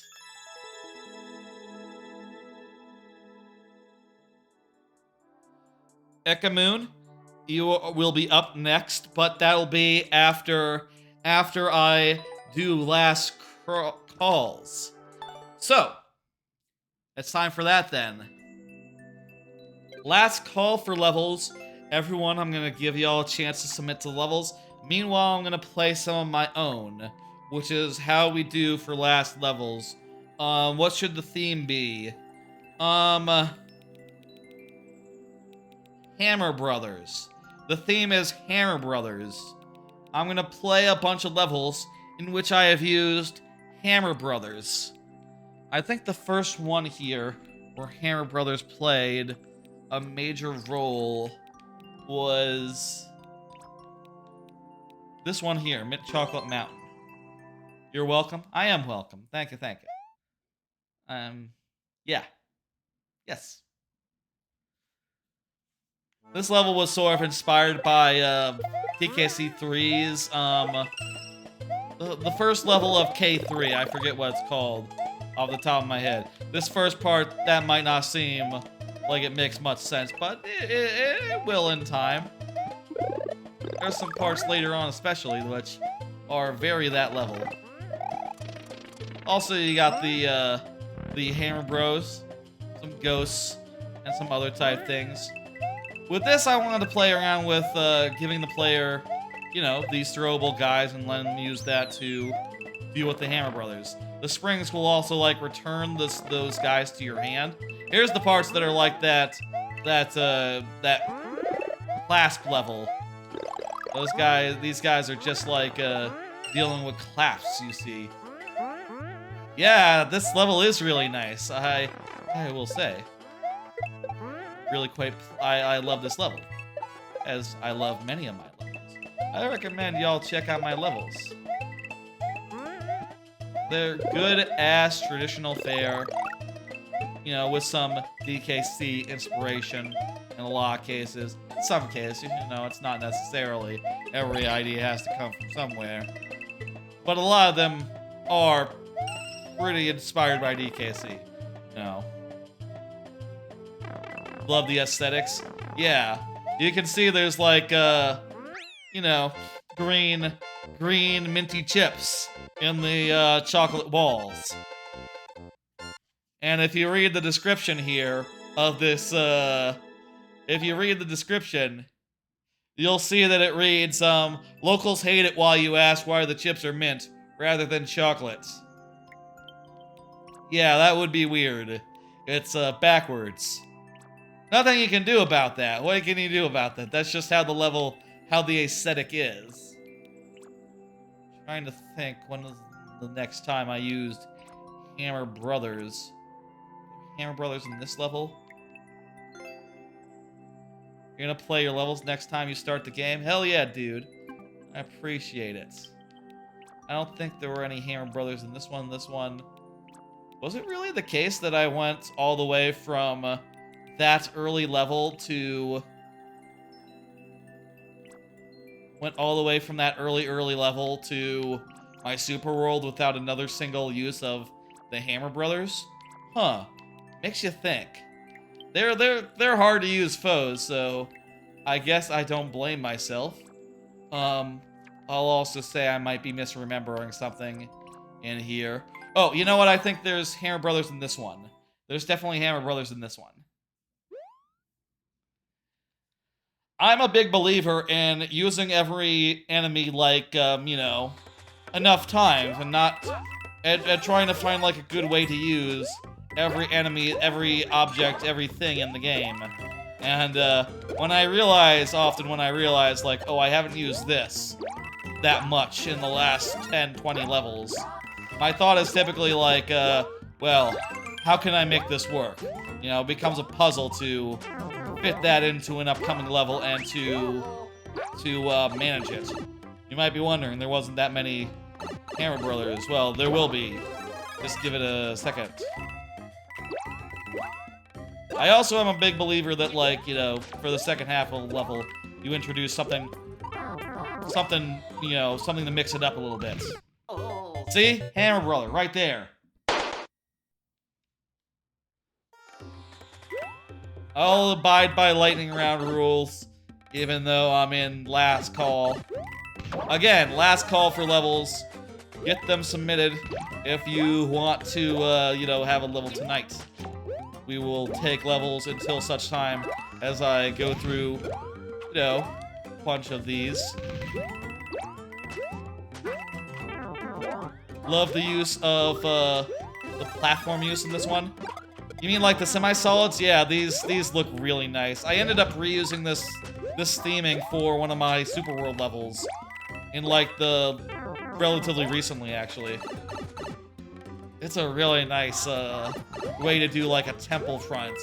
Very DKC, except more of like a sandstone temple type architecture rather than the Mayan ruins, millstone ruins of DKC1. Let's see. Where else were Hammer Brothers used? Spikes were used here. No Hammer Brothers in these ones. Nope. Nope.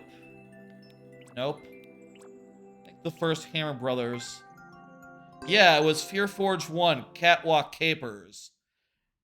It was the middle of World 3, so, you know, hey, this is Super World time, so you have to think a lot about how to balance things for a Super World at this point. This was also the first level that I ever made on stream, because this was basically around the time that I started streaming, like just over 2 years ago. The thought process behind this level... Yeah, I'm gonna play a few more, I'll say. We'll be getting to your levels pretty soon. We'll be getting to your levels pretty soon, don't worry. For this level, my thought process was to give the player shells that they can use to take care of the Hammer Brothers, and so long as the shell is provided timely enough where those guys won't be a concern. It mitigates the difficulty somewhat. You sent a speedrun. I will say Icky Moon. I will say, we are in the lightning round, so I will have a limited amount of tries to do whatever level you send. But, you know, that can be fun, actually, even with a speed run, you know? It's fun to just barely get through in some cases, or to see if I can do it like 1 or 2 tries. And that's always fun, if I can manage it.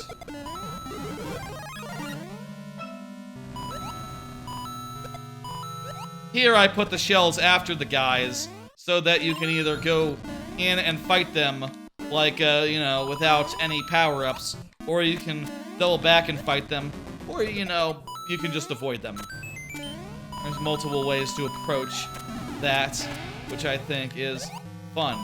For the final segment, I give you a shelmet.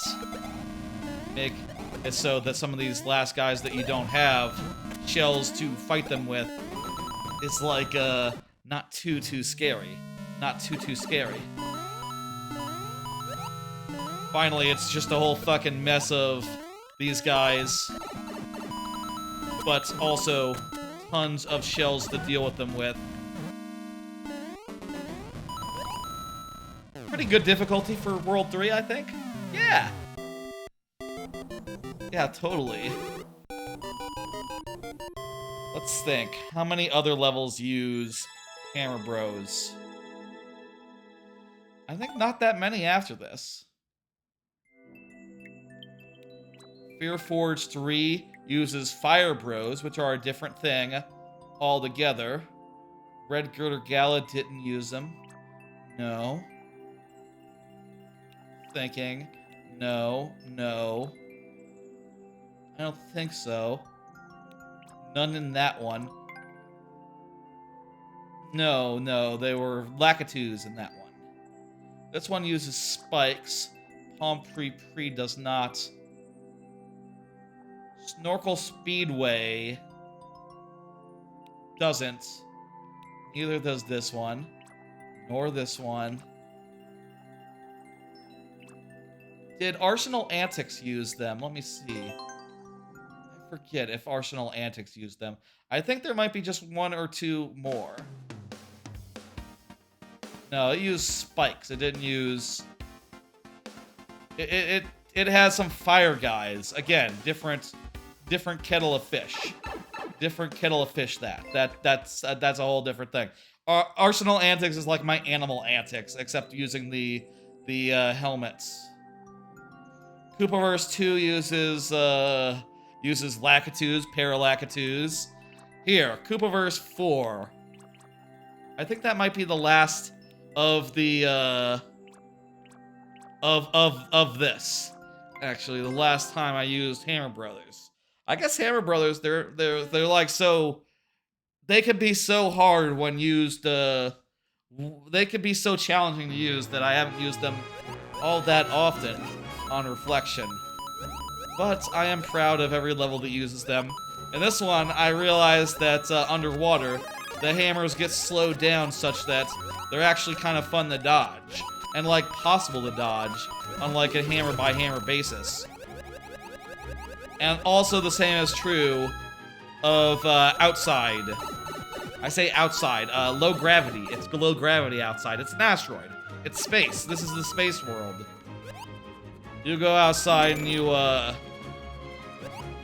it's the same way. The hammers are slowed down. You can sort of dodge them more like intentionally, which I think is a neat thing to be able to do in a stage. I also really enjoy how this level just routes you around and you know, makes you go back and forth through spaces. This is maybe one of my best underwater levels. I say that I feel like I've only made a couple of underwater levels because they're just so hard to make an underwater level that really, like, pops out, you know. This is the only underwater level where the gimmick that I ended up with wasn't, like, some sort of speed boost, you know. Like, this is a level where you navigate it at the normal speed, pretty much.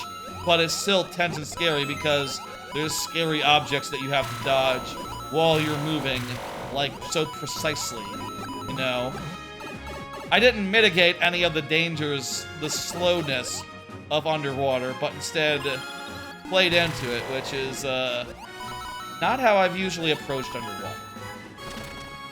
There's some question, you know. I guess I'll say there's some... I suppose there's probably some, like, lines of thought, some like, question of, like, whether it's better to, mitigate the unique factors of an archetype in order to make a level out of it, right? Like, say, for previous, like, low-gravity levels that I've done, they've had a lot of low ceilings in order to, like, speed up the platforming. And this level does have a lot of that in a few places, but it's also just a lot of big, like, it's also just, like, a lot of big floaty jumps to progress upwards and avoid lasers that slowly fire at you as you go. Is that a more noble version of this than a level that is just, like, doing everything it can to avoid the part where the gravity is low? It's debatable. Good use of the space given this level. Yeah, totally. There was, it was a lot of work to get everything, like, fit in. You know, there's two ascents, and, you know, where you're going up. One is on the left, one is on the right. But then there's a point where one of them ends, and the other one is able to, like,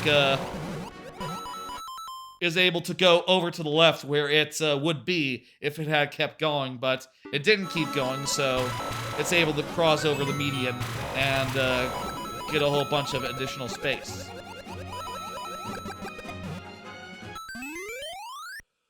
Ooh. I think that was the last time I used the these guys, unless... Did I use them in my last level? Let me just check real fast. Fear Forge 2 didn't have them. Nor here, nor here, nor here. These were revisions that I did. A bunch of revisions. Were they in bonus biome 2? No, they wouldn't be. No, that was the spiny stack was the big enemy of that one. And the sun, you know. Were they in Ripsaw Rainbow? No, it was the Spike that was in Ripsaw Rainbow. I feel like Spike and Hammer Brothers, those are just so close. It'd be hard to make a level with both of those, I'd say. Alright, so that's all the levels I've ever done with Hammer Brothers. Very interesting enemy to work with. I'm proud of all the levels that did. And, you know... I guess looking back, a thought does occur that I could have used it in more places, but it's a good enemy to use as a rarity, I think. Okay, that's last call. Now we're going to do the last level of the night, which is just going to be the last level. I'm going to close the queue. Thank you for getting those in. There's been a lot tonight. Like last week, the queue has gone over 10. Gone over 10 in the early parts. And I appreciate that a lot. Maybe I should prepare less cards so that we end when it's quite as jumping, you know? And we end like earlier before it trails off. I guess the other thing is that the lightning round really churns through levels at a rate at which is fast, you know? What the hell? What the fuck? Is this an auto? That almost felt automatic there. No, it's absolutely not an auto. It's just kind of disoriented here. Whoa, what the fuck? We're getting it. We're starting to understand it. We're gonna finish off this level, and shit.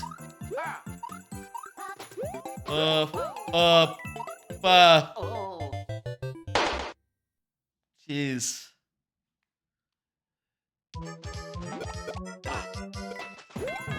I need to jump there. I'm gonna give it one more try. Let's just cheat a little bit. No. Well, thank you for the level. Didn't quite get it. understand how exactly that works. That is a disorienting thing that level starts with. What a weird taste. Keep run, full jump, no twirls. Ah, shit. I should have read that. That would have helped a lot. Disorienting, but I liked it. I think it's cool. Yes! I'm gonna hit dismiss. Lost. And I'm going to take down the thing. I'm gonna take down the viewer level bar. Folks! That's gonna do it for tonight. Let me pull up the schedule. I will be back next Monday. It'll be earlier than usual. It'll be at 5 p.m. Central rather than 8, which is the usual time for a Monday stream, because I have the day off, and also because I want to catch the Pikmin 4 run at AGDQ, which would sort of clash a little bit with my usual schedule. It's still like at 10 p.m. apparently, according to the schedule anyway. And I want to be well done before then, so I can be sure to catch it. Because I love Pikmin 4. It was my runner-up game of the year last year, so definitely want to see that run live. I'll be back then for Skyward Sword, second area of Skyward Sword, the volcano area. That'll probably be like about what we do next that stream. I'm not gonna do a Thursday stream on account of next week will be the my next job, my new job will be like getting into earnest, so I'm gonna take it easy. I'm gonna focus on that, get up to speed, not worry so much about a Thursday stream for a bit. But I will be back on Friday with more viewer levels. I'll say if snow days make it so that I can't work on home on Friday, like if it uses up our work from home days or something like that. I don't know how that works. Maybe it might be a few hours later than normal, just so I can get home and set up. I will say in the Discord if that happens, that ends up being the case. But in the meantime, let's just go forward on the assumption that it will be at 6 p.m. It will be at the normal time, and it will be a good time. Let me go ahead and do the raid for you. I'm going to send you over to Dan Reichert. He's doing Metal Gear he's doing Ape Escape, Metal Gear Solid. That whole thing, that's cool. That sounds fun. And also he's gonna watch Goaty as a watch party later tonight. I've never seen Goaty. I hear it's terrible. So yeah, I'm gonna stay up really late and watch Goaty with a whole chat of probably 500 people. That'll be fun. That's a great way to do the night.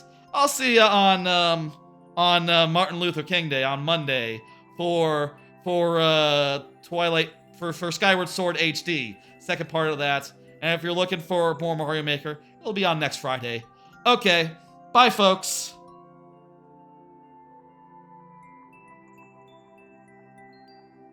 Bye.